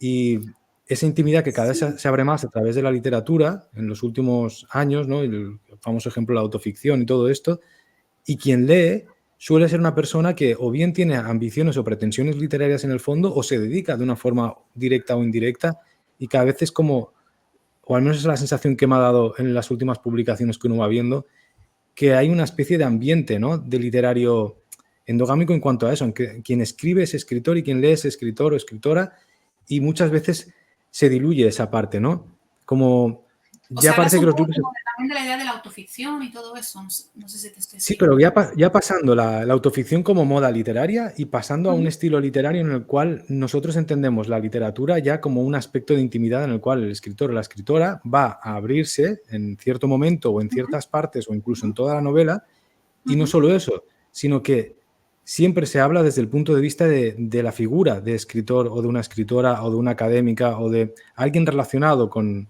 ¿no? Cada vez hay como...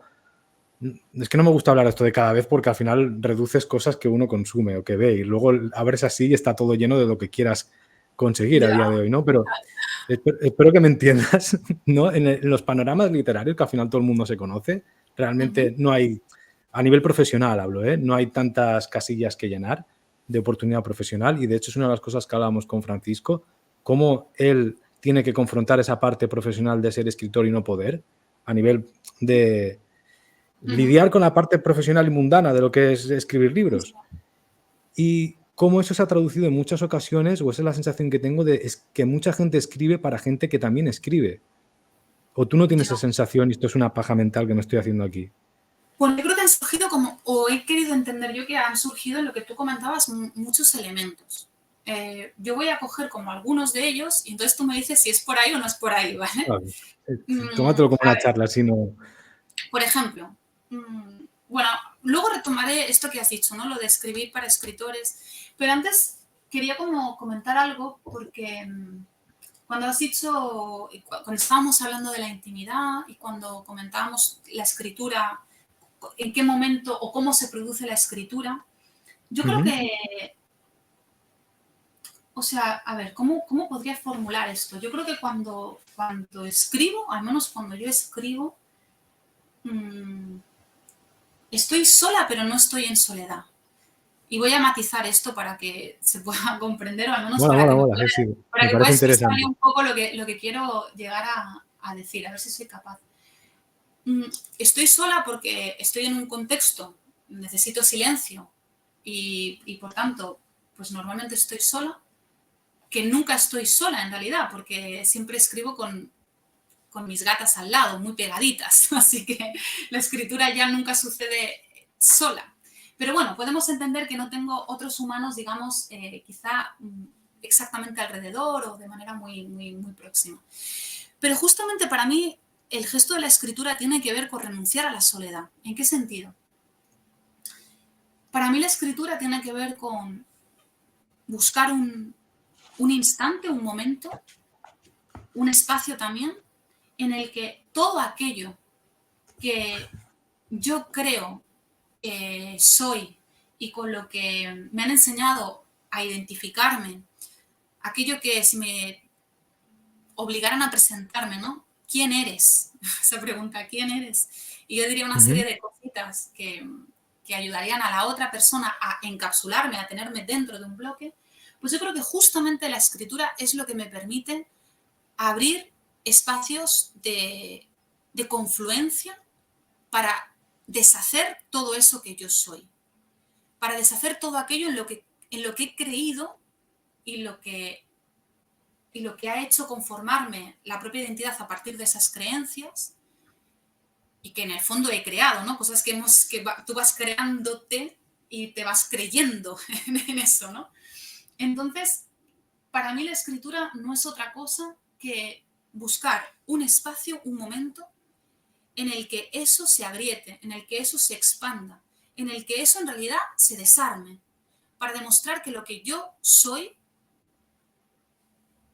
no es en el sentido del bloque, de la identidad, de lo acotado, sino que lo que soy o lo que acontezco tiene que ver con una serie de confluencias constantes con todo lo otro, con todo lo que vive, con todo lo que muere, con todo lo que está siendo, lo que deja de ser.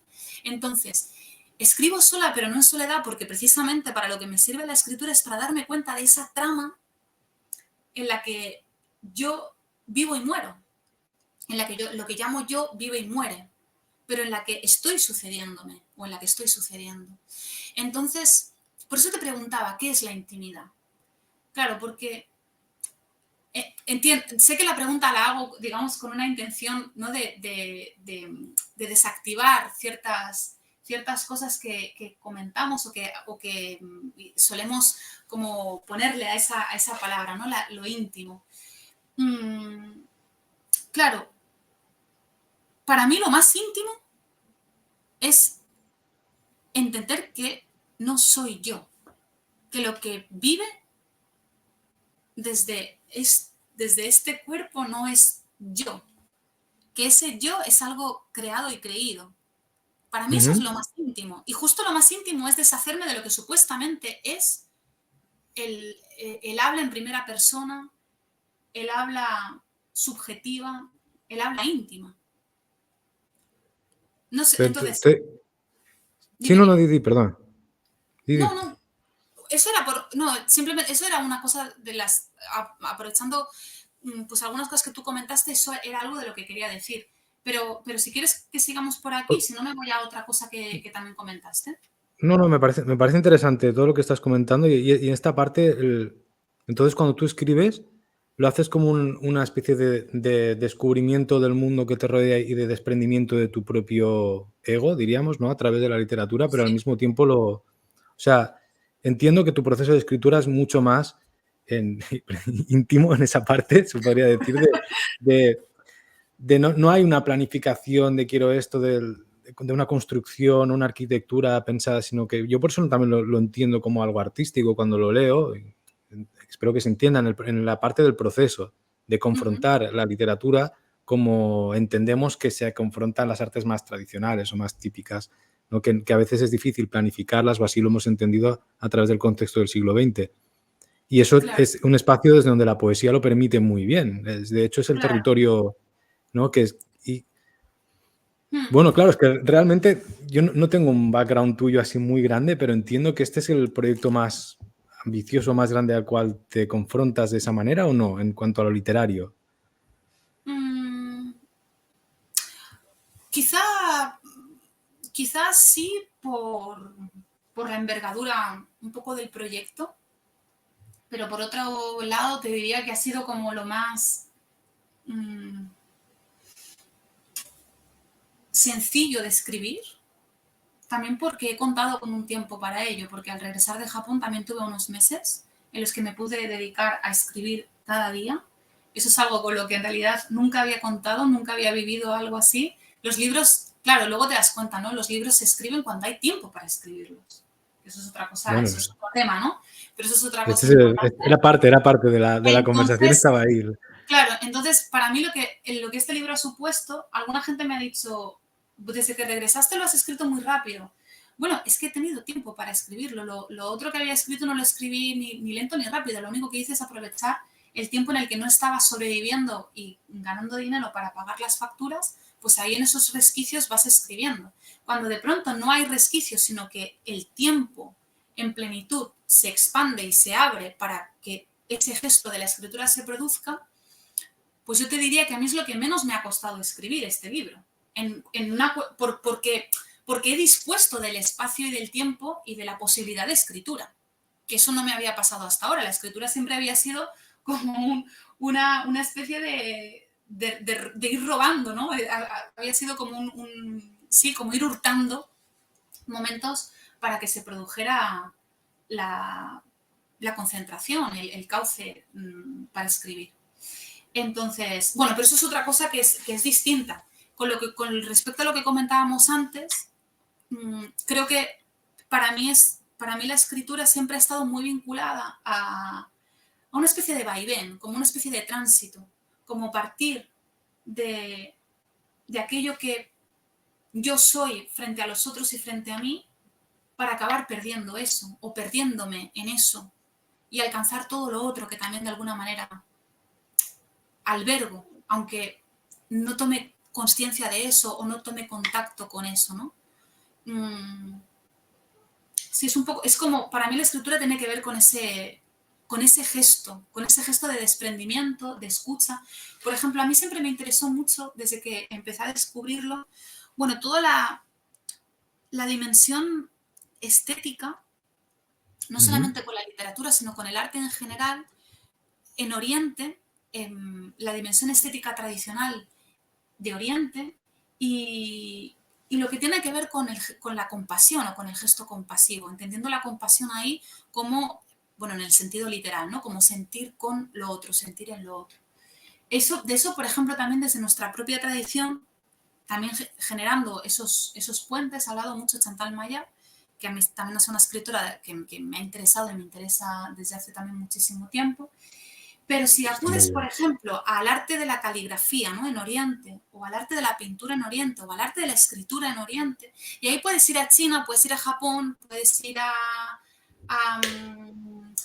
India, es decir, que puedes ver lo que ha sucedido en distintas geografías y con matices diferentes, por supuesto, pero siempre la escritura y el arte ha sido una manera en realidad, de percibir eso que llamamos yo, lo que llamamos sujeto, como una creación, como una creación ilusoria. Igual que también el mundo es una creación ilusoria que percibe ese yo también creado. Entonces, la escritura o el gesto o el momento, ¿no? del arte, el calígrafo con el pincel, o quien pinta también con un pincel, o el que escribe, ese momento, ¿qué permite o qué produce? Pues produce tomar conciencia de eso, tomar conciencia de que ese sujeto o ese yo es algo ilusorio, es algo creado. Y desde ese lugar sentimos que podemos o que solamente podemos comprender el mundo, pero habría otros lugares desde los que comprender y acercarnos al mundo. Pensamos que más allá de lo que se pronuncia como yo, no puede haber aprendizaje, pero desde lo que se pronuncia como yo solo hay un tipo de aprendizaje. Hay un aprendizaje, pero solo un tipo. Pero hay otros a los que no acudimos o desde los que no aprendemos o a los que hemos vetado como mecanismos o como maneras de aprender. Entonces, a mí eso, por ejemplo, me interesa. Me parece, bueno, me parece interesante, ¿no? Como salir del propio cerco, tiene que ver con eso, salir de lo que yo estoy construyendo, salir de ese cerco, saltar, intentar observar qué hay ahí fuera, ¿no? Por ejemplo, Basho, que se considera uno de los fundadores del haiku, decía algo así como que para pintar o escribir un bambú había sencillamente que ser un bambú. Y para ser un bambú, ¿qué es lo que hay que hacer? Pues dejar de ser yo. Si yo soy yo, no puedo ser un bambú. Entonces, si quiero escribir sobre un bambú, no puedo escribir desde yo acerca del bambú. Debo comprender al bambú. Debo ser un bambú. Debo devenir un bambú. Vivir bambú. Devenir bambú. Claro, entonces Es gracioso porque se está hilando el principio del cómo comprender la otra cultura al matiz. Sí, Claro, sí, efectivamente. Claro, vuelves al ahí mismo punto. hay una resistencia porque es una resistencia cultural. Nosotros, desde que comprendemos o hablamos desde el yo frente a lo otro. El bambú es lo otro. Yo no soy el bambú. Yo puedo comprender o entender lo que es un bambú porque lo veo, lo huelo, lo toco. Yo tengo una serie de mecanismos para acercarme al bambú, proceso la información que esos mecanismos me conceden y confecciono lo que llamo bambú. Pero Ujú. yo no comprendo al bambú, porque hasta que no viva desde el bambú, ¿cómo voy a comprender lo que es un bambú? Entonces, Es- eso es lo que desde Oriente un poco digamos que el proceso creativo desde Oriente lo que nos llama es a eso. Y para mí eso es muy sugerente. Luego te quedas en el camino donde te quedas, ¿no? Porque yo nunca he sido un bambú, por mucho que haya querido serlo. No es fácil desactivar todos esos mecanismos que tan bien se han ido configurando y que nos han hecho creer que somos algo distinto a lo que está sucediendo junto con nosotros Ujú. y que nosotros acontecemos con eso, ¿no? O sea, esa otra manera de comprendernos, pues estamos, bueno, es una, es lo que te decía, no es como una fuerza de resistencia. Entonces, para mí la escritura precisamente permite desactivar algunos de los elementos que, sí, como desactivar algunas de esas fortalezas, desactivar ese yo también construido y que me aparta de Ujú. todo lo otro que irremediablemente está aconteciendo conmigo, aunque yo lo vea como algo distinto a mí. Entonces escribir es un poco como, no sé, como derruir, derruir muros, ¿no? Como derruir Sí, sí, esos cercos de los que también te hablaba antes. se percibe también en la manera en la cual confrontas la literatura, se percibe que es también un poco reestructurar o destruir, como dices, los paquetes filosóficos desde los cuales también nos orientamos muchas veces, ¿no? Porque ahora lo comentabais, es como esa lucha que ya lleva tiempo realmente en nuestra filosofía occidental, si lo podemos llamar así, que sería traer un poco esa influencia más oriental o más del budismo, ¿no? De un poco más abierta al individualismo e incluso la primacía de ciertos sentidos sobre otros en la escala Claro, ¿no? De incluso de valores para percibir el mundo.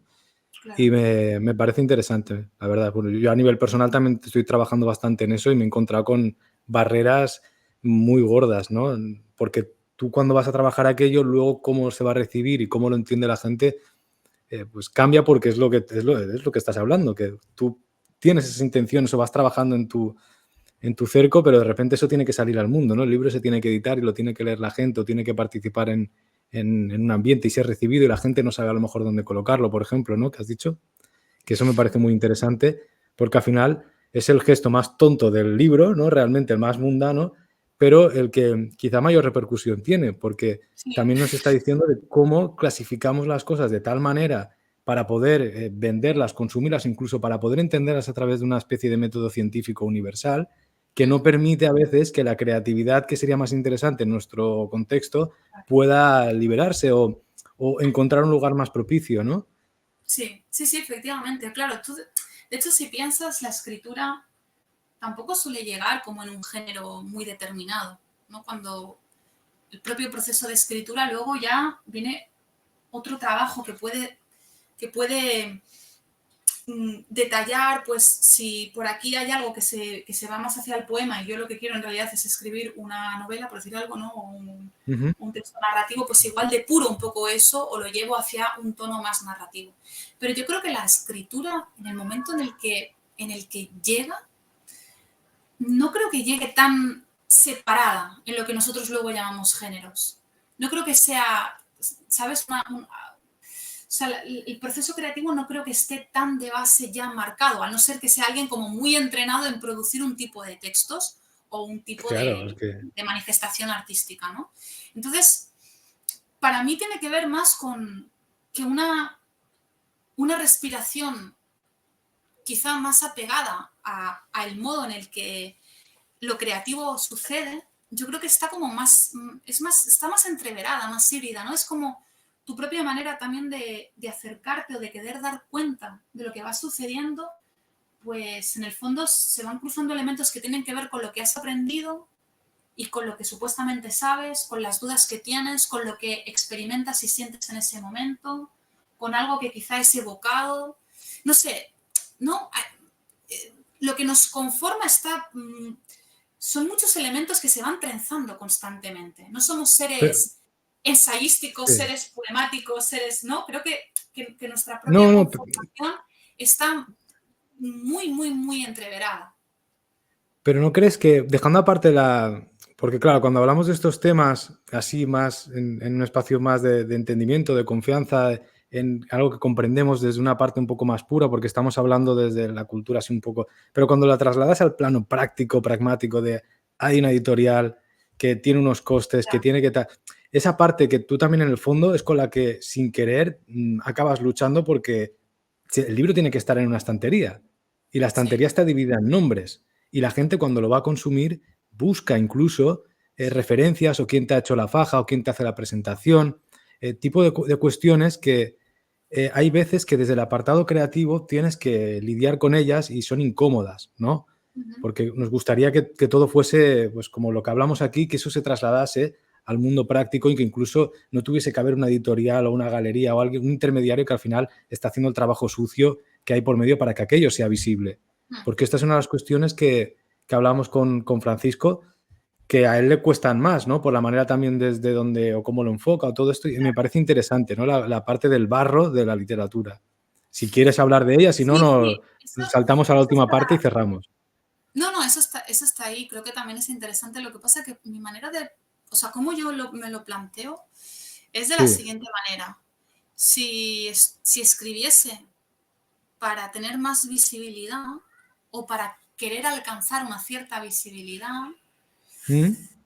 pues escribiría novela y Pero tomaría esa no porque tú decisión. lo hagas, sino con lo que tú tienes al darlo al mundo editorial. Porque yo entiendo que hay una parte que no tienes por qué escribir Bueno, a propósito para llenar ese hueco. pero lo que tú tienes son muchas cosas. Es decir, en el fondo tampoco hay que ser, no hay que ser tampoco inocentes. O sea, la isla desnuda no es lo que yo tenga de manera pura y eso surge y entonces lo entrego al mundo. Sí, Hay, sí. todo, hay toda una elaboración muy fuerte detrás y unas decisiones muy conscientes también detrás. Entonces, ante eso, yo creo que si, tal como está hoy en día el mercado editorial, si alguien quiere buscar o quiere intentar buscar una cierta visibilidad, otra cosa es que salga, porque luego hay otros elementos también ahí por medio, ¿no? Pero si se quiere Ujú. buscar una cierta visibilidad, está claro que donde más visibilidad hoy en día se tiene es en la novela. Ok. No hay más. Entonces, todo lo que escape de eso, ya te estás, digamos, condenando a una visibilidad muy, muy, muy pequeña o más pequeña o que vaya por otros cauces. Lo que yo creo que es importante también es preguntarse, pues, ¿para qué escribe una?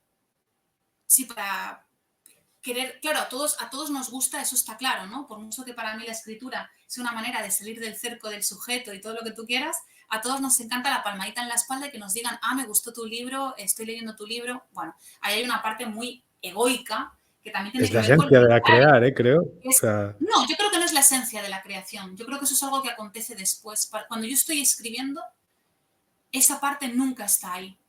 Nunca estoy no en el pensando en... proceso, pero sí que la obra se culmina cuando es recibida en sociedad, de alguna manera, aunque sean tres personas Sí, íntimas, pero, que es pero en... sí, sí, pero primero que es en sociedad y qué sociedad y muchas obras que luego han sido también recogidas en sociedad, en su momento no ha habido sociedad que las leyese ni que las acogiese.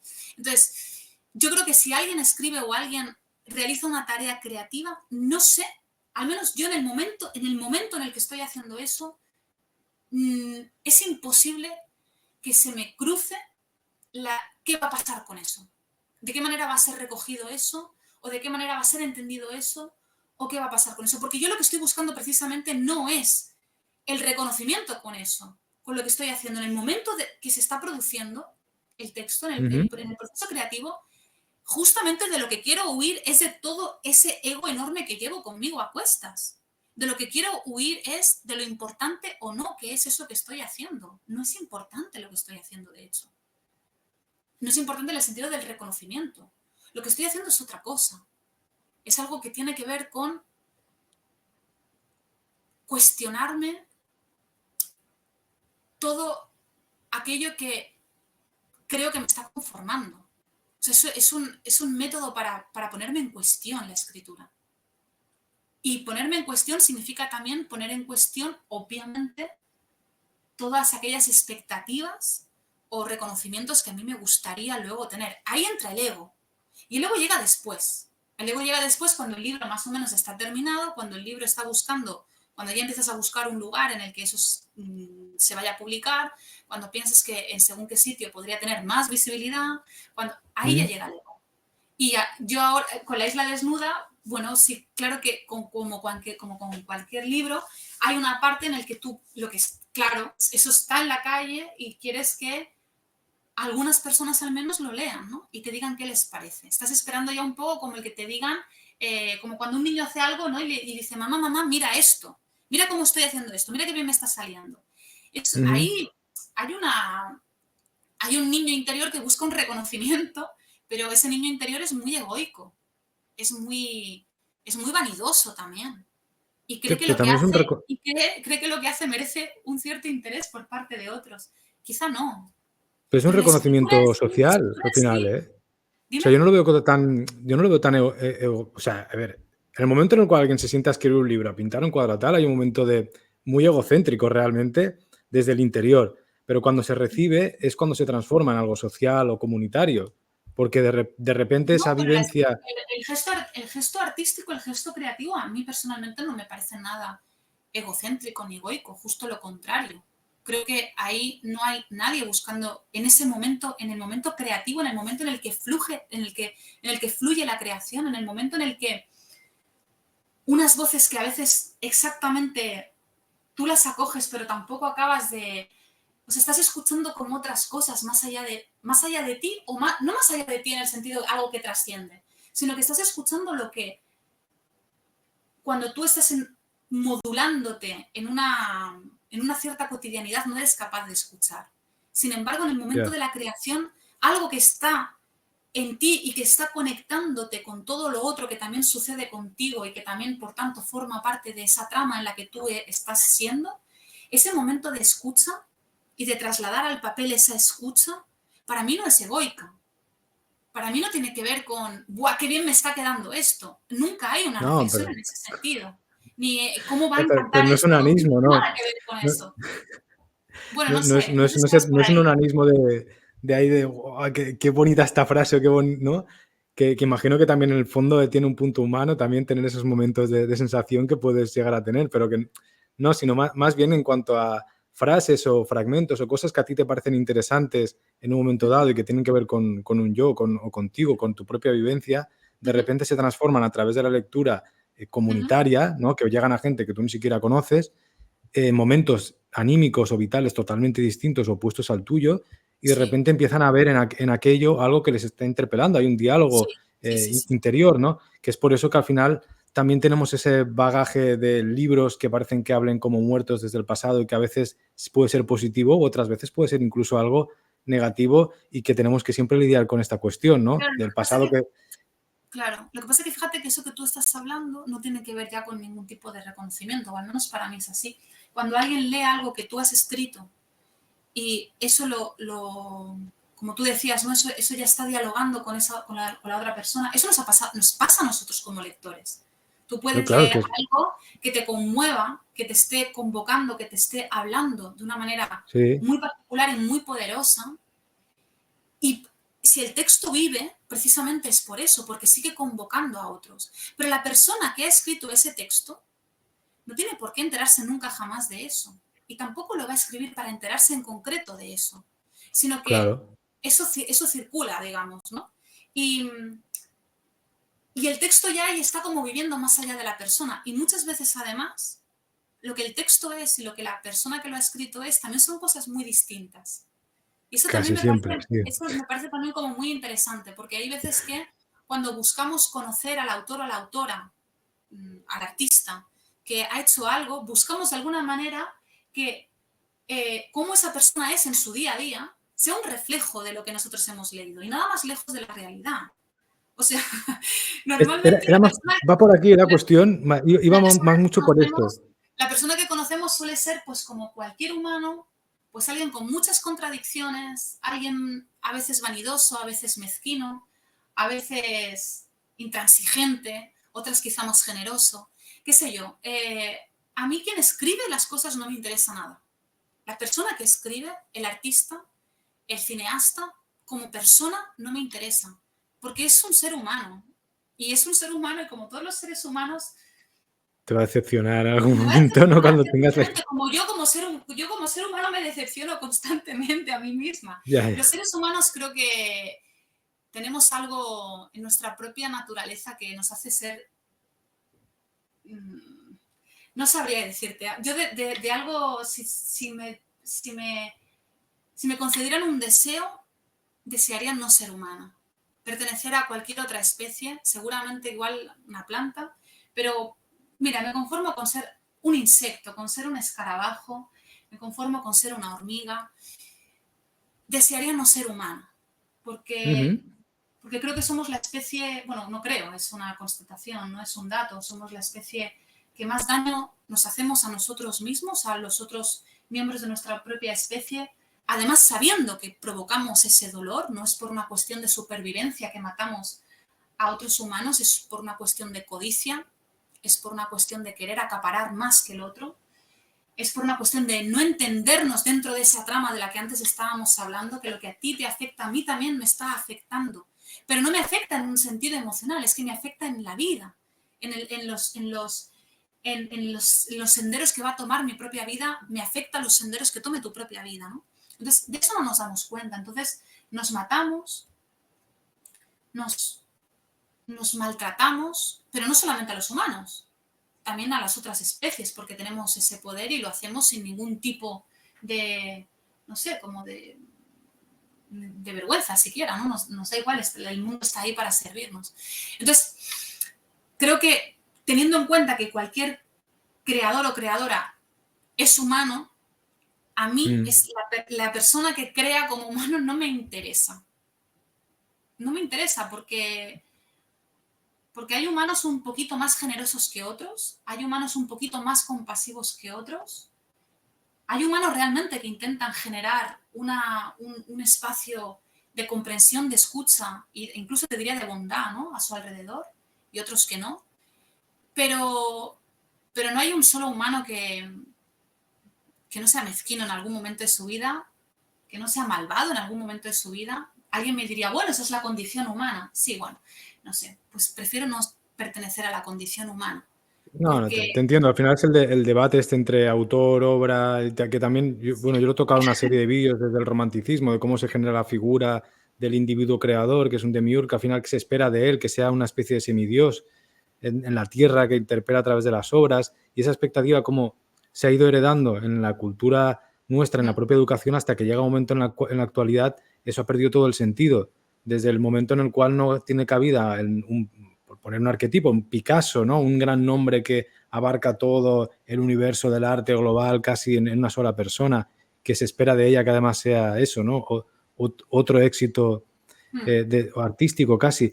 Y es como que en la actualidad es muy difícil que suceda algo así. Tu novela, tu ensayo o los cuadros que se pintan, al mismo tiempo hay millones o miles de personas haciendo creaciones que son realmente maravillosas en el sentido de que ninguna puede estar por encima de la otra y ni se puede justificar esa superposición. Entonces, encuentro que al final el propio contexto va haciendo que el individuo creador esté cada vez más apartado de ese panorama en el cual hay expectativas, hay necesidad, o cuando vemos la literatura sí antigua, ¿no? estamos Realmente apartados.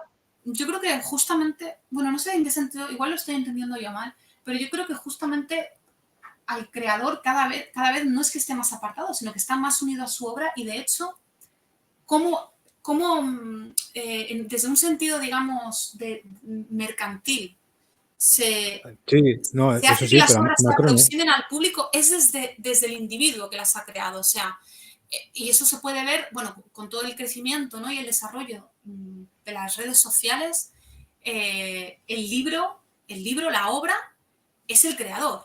Y muchas veces lo que se publicita es al creador No, frente a no, la total. obra. Y luego por el otro lado está la obra, ¿no? Y ya se va vendiendo la obra, pero porque lo que se está vendiendo en realidad es la propia imagen del creador o ciertos valores en boga o que están de moda que ese creador en sí mismo está ofreciendo. Y entonces, como esos Es una valores, marca casi esa política. imagen, esa marca que el propio creador ofrece nos interesa, entonces compramos su obra. Cuando para mí debería ser, lógicamente, al revés. La obra debería ser lo que nos causara una cierta inquietud, curiosidad, y más allá, en otro plano, queda quien ha creado esa obra y, bueno, y quien ha creado esa obra creo que para mí al menos no es tan interesante, porque convertir al propio creador en un producto de mercado nos dejamos convertir en eso, no es que nos conviertan, es que nos dejamos convertir en eso y lo hacemos abiertamente en las redes. Sí, sí, sí. Sí, Proyectamos eso, vendemos nuestra propia intimidad, como tú decías antes, como un producto de mercado, a través del que enganchar a alguien que le interese esa especie de morbo que genera que yo venda mi intimidad, cuando encima mi intimidad es exactamente igual que la tuya, que es decir, te estoy vendiendo algo que en el fondo ya conoces y ya sabes, pero da igual. Y eso, sin embargo, es un gancho, yo creo, pues eso, muy que tiene que ver con el sensacionalismo, ¿no? Con llevar la propia vida al espectáculo. Y eso es lo que hace igual vender un libro más. Entonces, claro, hay también editoriales que se preocupan por la cantidad de seguidores que pueda tener un escritor o una escritora, porque eso va a reclamar a un público que, con un poquito de suerte, pues también va a comprar algún libro más de manera despistada. Luego el libro seguramente ni le interesará ni nada, pero bueno, ahí ya lo han comprado. sí. Claro, Bueno, entonces... esto es lo que te decía hace una media hora, que te he hecho una pregunta del tema, además de literatura práctica, y esto tenía que ver también con esta cuestión, ¿eh? De mucha gente que consume los libros por la persona, que se ve reflejada en ella porque también se sienten. O sea, Claro, y el quién, las fajas, quién las hace, las claro, bueno, presentaciones, claro. las recomendaciones, aspectos que al final escapan de la propia obra, pero que sin eso la obra no va a existir. Porque No.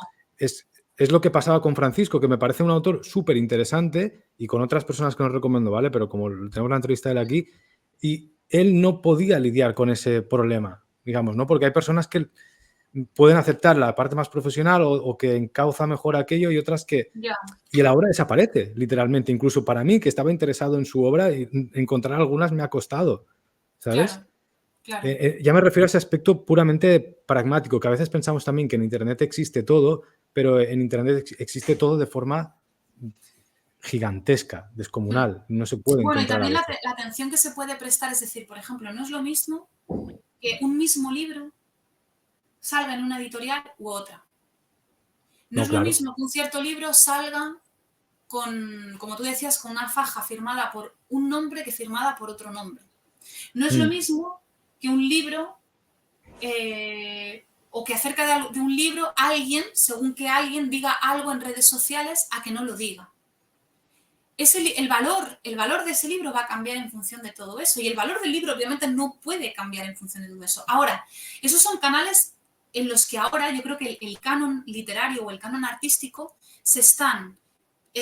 la batalla del canon artístico está ahora en ese tipo de, seguramente en ese tipo de cauces, ¿sabes? O sea, no tanto en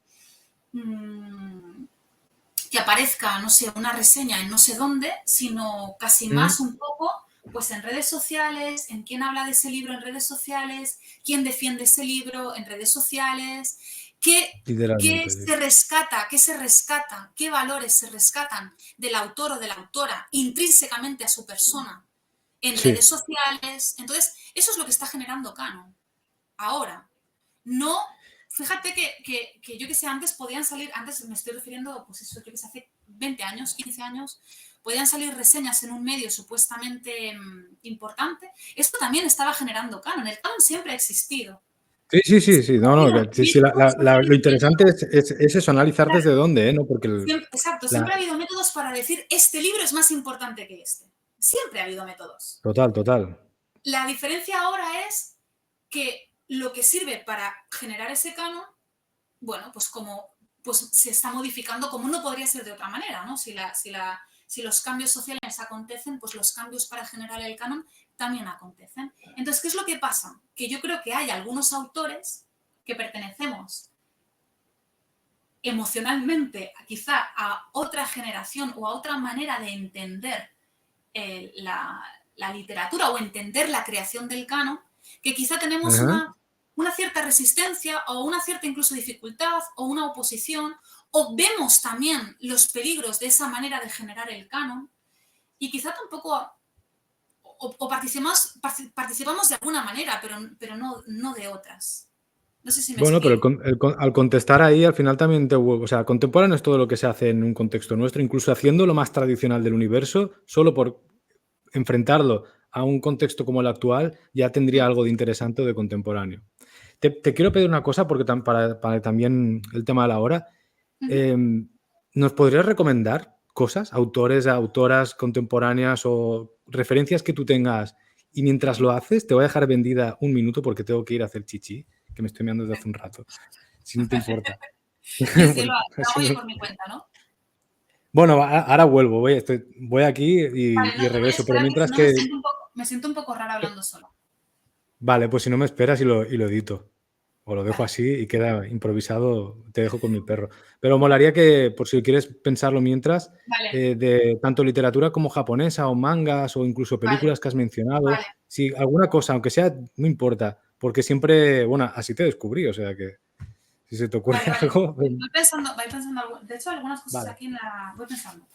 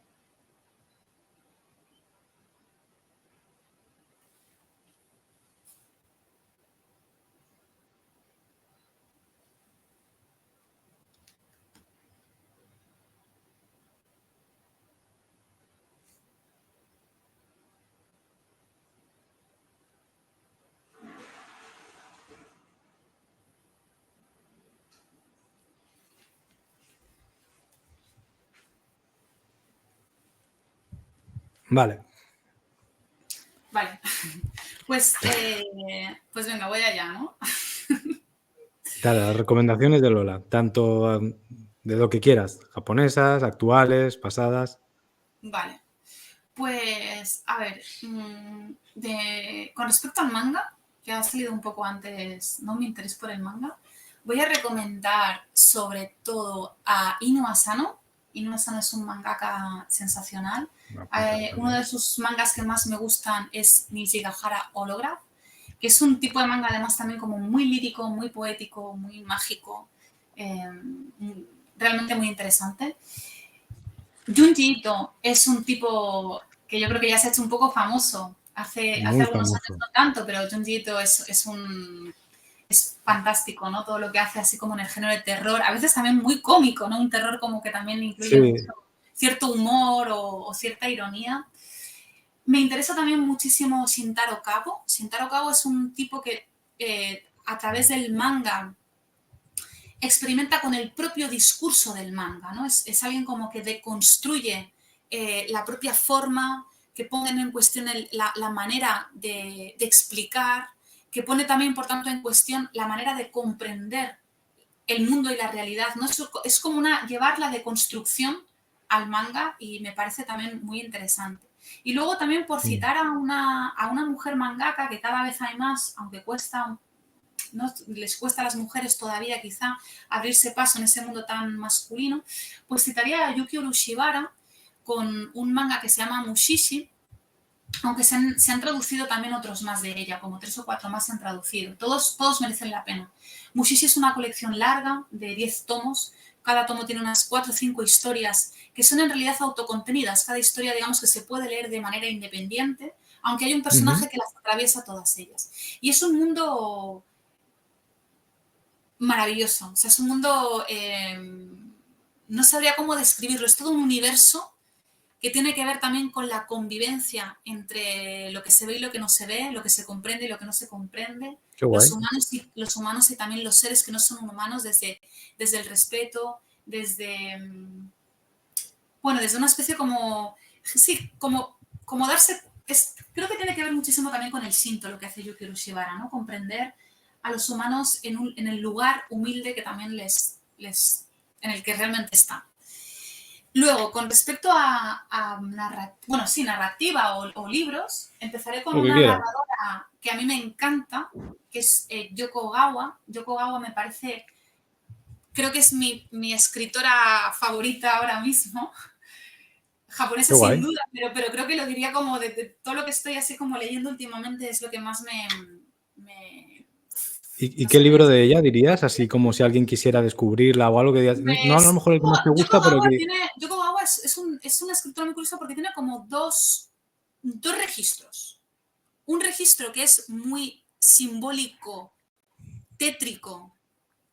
Bueno, tétrico no sería la palabra, sino más bien sería como dar cuenta de todo el horror humano, de Ok, todo el horror al que un humano puede llegar a perpetrar, a hacer, de toda la maldad, entreverada también con la bondad y con la ternura. O sea, tiene que ver con entender lo humano desde lo horrible y lo maravilloso, ¿no? Desde el dolor y la ternura. Eros y Esa parte Tánatos. es la que a mí más me interesa en su escritura. Y ahí, por ejemplo, pues podría hablar de la residencia de estudiantes en su libro muy, muy cortito, apenas 100 páginas, pero es sensacional. También se podría hablar de la piscina, Hotel Ah, vale, ya sé Iris. cuál es. Hostia, vale, sí. Por el ¿Sabes qué nombre es? no lo veo, ya sé, sí, sí, sí. Y luego el otro registro, digamos, como más melifluo, más bello, más bonito, a mí me interesa menos. Ella, de hecho, se ha hecho Ok, más famosa con ese otro registro. Por ejemplo, La fórmula preferida del profesor es su libro más conocido. Pero bueno, a mí me gusta más como esa otra parte oscura, la Yoko Gawa oscura, terrible, vale. que Bien, está bien, un bien. poco ahí como abriendo las entrañas y hablando desde ellas, ¿no? Luego, ¿quién más? También, por ejemplo, hay una autora de teatro, una dramaturga que se llama Satoko Ichihara. Solamente se ha traducido de ella un libro que se llama Las Vacantes, Vacas Lecheras Holstein, es el título completo, Las Vacantes, Vacas Lecheras Holstein. Y es todo lo que uno puede... Si, por ejemplo, alguien se ha acercado a la literatura japonesa desde, qué sé yo, autores como, por ejemplo, Kawabata, que antes hablábamos, ¿no? Esa manera, Mm, digamos, bueno, de tocar lo terrible, pero de una manera como muy bella, ¿no? Como muy, muy delicada. Bueno, pues esta autora arrasa con toda esa idea y es, digamos, como que todas las ideas preconcebidas que tenemos sobre la literatura japonesa, ella se las carga y acude qué bien, a unos lugares demenciales. Es muy muy bien. interesante ese libro, no se ha traducido nada más de ella, ojalá lo hagan, pero a mí me parece una revelación. Cuando ya la leí me pareció Muy bien, muy realmente una bien. revelación. Y quizá un poco, no sé, creo que me quedaría con estas Está bien, recomendaciones. está perfecto. Si quieres, porque también mola ahora que está este espacio y que sé, quizá lo ve gente o tú también acuden a buscarte a ti.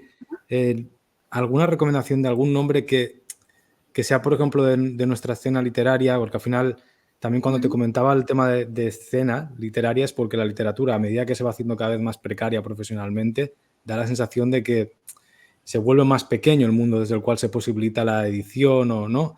Y al Ujú. final da la sensación también de que mucha gente se conoce o no. Entonces, si conoces a alguien, pero que escriba, que te parezca interesante, pero que no tenga esa oportunidad de visibilidad de los nombres que solemos ver repetidos en nuestra generación o alrededor, ¿no? Un poco, Ujú. yo entiendo esa figura para que, por ponerte un ejemplo, es como Francisco o Begoña, ¿no? Gente que dices, hostia, no, la calidad de esto es Ya. descomunal realmente y y parece que no acaba de salir o de ser de todo lo visible que pueda, ¿no? Si tuvieses una recomendación de ese tipo así, si no, no, ¿eh? Si no, aquí estamos servidísimos, pero bueno. Claro, a mí se me ocurre... se me ocurre el que tú, el Francisco J. Pérez, porque creo que él es un tipo que trabaja unos cauces y unas cosas que no están nada de moda y se atreve a seguir en ello, ¿no? Sí, Y a picar piedra ahí en ello sin darse nunca por vencido. O sea, creo que tiene que ver con una honestidad creativa enorme. sí. Estoy de Mm, acuerdo, estoy de lo acuerdo. Bueno, pues rescataría a él ver, pues si sin no duda. sirve, ¿eh? Decir Francisco también sirve que no... Pues lo rescataría quizá él sin duda. Es cierto que, bueno, mira, puedo también recomendar otro espacio, por no dar nombres concretos. Vale. Puedo recomendar otro espacio. Nosotros hace unos años, hasta hace como un par de años, llevábamos una revista que se llama Cocoro, es una revista digital. Ahora ya no está cerrada, bueno, está ¿Cómo, cerrada. cómo? Se llama Cocoro, Cocoro, vale, vale. Ah, vale, pues claro, sí, Cocoro de los... exacto, sí. Entonces, bueno, en Bueno, esta digo, revista, que nosotros estuvimos editándola durante 10 años, a la razón de 4 números al principio y luego 3 números al año, o sea, 4 y luego 3 cada año, es decir, que hay como unas más de 30 números, creo, o cerca de ujú, 30. Y la idea de Cocoro era precisamente dar espacio a voces que buscaban una experimentación en sus propuestas literarias, a voces que no se doblegaban al discurso o a la manera de hacer quizá pues que estuviese más en boga en el momento y que nos parecieran interesantes precisamente por eso. Francisco muy J. bien. Pérez, de hecho, ha publicado, yo creo que en cada número de Cocoro, prácticamente en cada número ha estado ahí, y Ya, es que otras es voces. el Entonces, arquetipo del... yo Ya. quizá o sea, como a mí se me ocurre, tú has hablado de Francisco J. Pérez y yo lo rescataría él sin duda, pero creo que en Cocoro hicimos o nos propusimos hacer una labor precisamente de eso, ¿no? Como de, bueno, de dar visibilidad o dar un espacio al menos de visibilidad eh, a propuestas que nos parecen que van un poco contracorriente quizá, pero que para nosotros eran que sin ellas no se podía entender tampoco la escena literaria o Muy en bien. la Sí, actualidad, ¿no? Y bueno, era esto, porque se tiene esa sensación desde la parte lectora también ¿vale? Pues siempre esta sensación de decir lo que se enseña como escena literaria es esto, es un garbancito de lo que realmente claro, hay de lo que y está luego al final sucediendo. llega que por edad o por vida llega un momento en el cual la gente que podía participar de aquello no puede seguir editando libros de 30 copias para que no lea nadie, no se pueda, Claro. ¿no? Y pero la Pues sensación que ahí, se da al lector es como que eso sea la literatura contemporánea y precisamente está muy contaminada por lo que tú has comentado perfectamente, que es la asociación al individuo en la red, que para mí no es el individuo en sociedad como tal, pero sí que al claro. perfil de red de lo que compras inmediatamente con un clic porque no hay tiempo a consumir tanta información cultural, Pues ¿no? digamos Entonces que necesitas... Cocoro está lleno de personas que no venden nada. Perfecto. Pues mira, Esa era nuestra mejor idea. es un todo en uno ahí. Vale, muy bien. Vale, pues yo creo que lo podemos dejar aquí Vale, y estupendo. así ya espero que... Espérate que voy a... El programa, esto es otra película. Voy a despedirme de la gente que ha estado viendo Venga, esto. Invito también a que quien esté aquí, pues si tiene alguna recomendación también que se le ocurra o algún comentario sobre los libros de Lola, los que ha comentado, si lo han leído también lo podéis poner o incluso preguntar cualquier cosa y yo le puedo pasar la pregunta a Lola si le apetece contestar y lo pondríamos igual aquí. Y también pues agradecerte a ti, Lola, que hayas querido participar en la charla y que bueno, que yo he disfrutado muchísimo del libro, de los poemarios que ya lo hemos comentado y yo creo que a la gente le va a gustar. O sea que quien confíe en el canal que viene a ver cosas aquí es una recomendación de garantía. Así que bueno, si quieres nada, por despedir mi tú de algo parte. Mira, también. se viene a Ah, despedir mira, que también Lorena. maravilloso esto, ¿eh? Bueno, Sí. ya sé, hay que dejarla ir. Llega, pero se va. Aparición estelar. Sí, sí. Aparición estelar. Nada, por mi parte también agradecerte, pues no sé, como todo este tiempo, la atención, compartir, ¿no? Tantas cosas y poderlas hacer también desde un lugar en el que pensar, en el que repensar, en el que también poner en cuestión algunas cosas, ¿no? A través de lo que tú me ibas preguntando. Así que para mí ha sido también un espacio de aprendizaje y de desaprendizaje, ¿no? Una cosa va ligada a la otra, cuando un poco nos damos cuenta de que algunas cosas quizá tenemos que recolocarlas o sencillamente tirarlas a la basura para que otras surjan. Así que gracias por la oportunidad. Me ha hecho gracia hablando contigo ahora que puedo comentarlo después de leer el libro, que hay una parte que la charla ha salido un poco en partes como está el libro, también, que eso es muy gracioso, que Sí, exista esa coherencia por intercambiar cosas que de repente eran personales con lo profesional, con de repente claro. el apartado de temas de la cultura japonesa, y es un poco la Ujú. sensación que hay aquí también, así que a quien le haya gustado la charla y no haya leído el libro, pues mira, cerrado. Sí, exacto. Vale, Lola, pues voy a cerrar aquí. Por si Vale, acaso me despido, porque yo no sé si esto finaliza aquí y lo cerras, pero vale. si no, Bueno, espérate un vale, momentito, se ¿vale? acaba. Vale, por si acaso. Vale, yo me quedo Sí, de te lo todas digo. maneras a ver qué pasa, Sí, ¿vale? exacto, exacto. Vale. Ahí, espérate. Ahora que todo salga bien, ¿eh? Porque si no, aquí la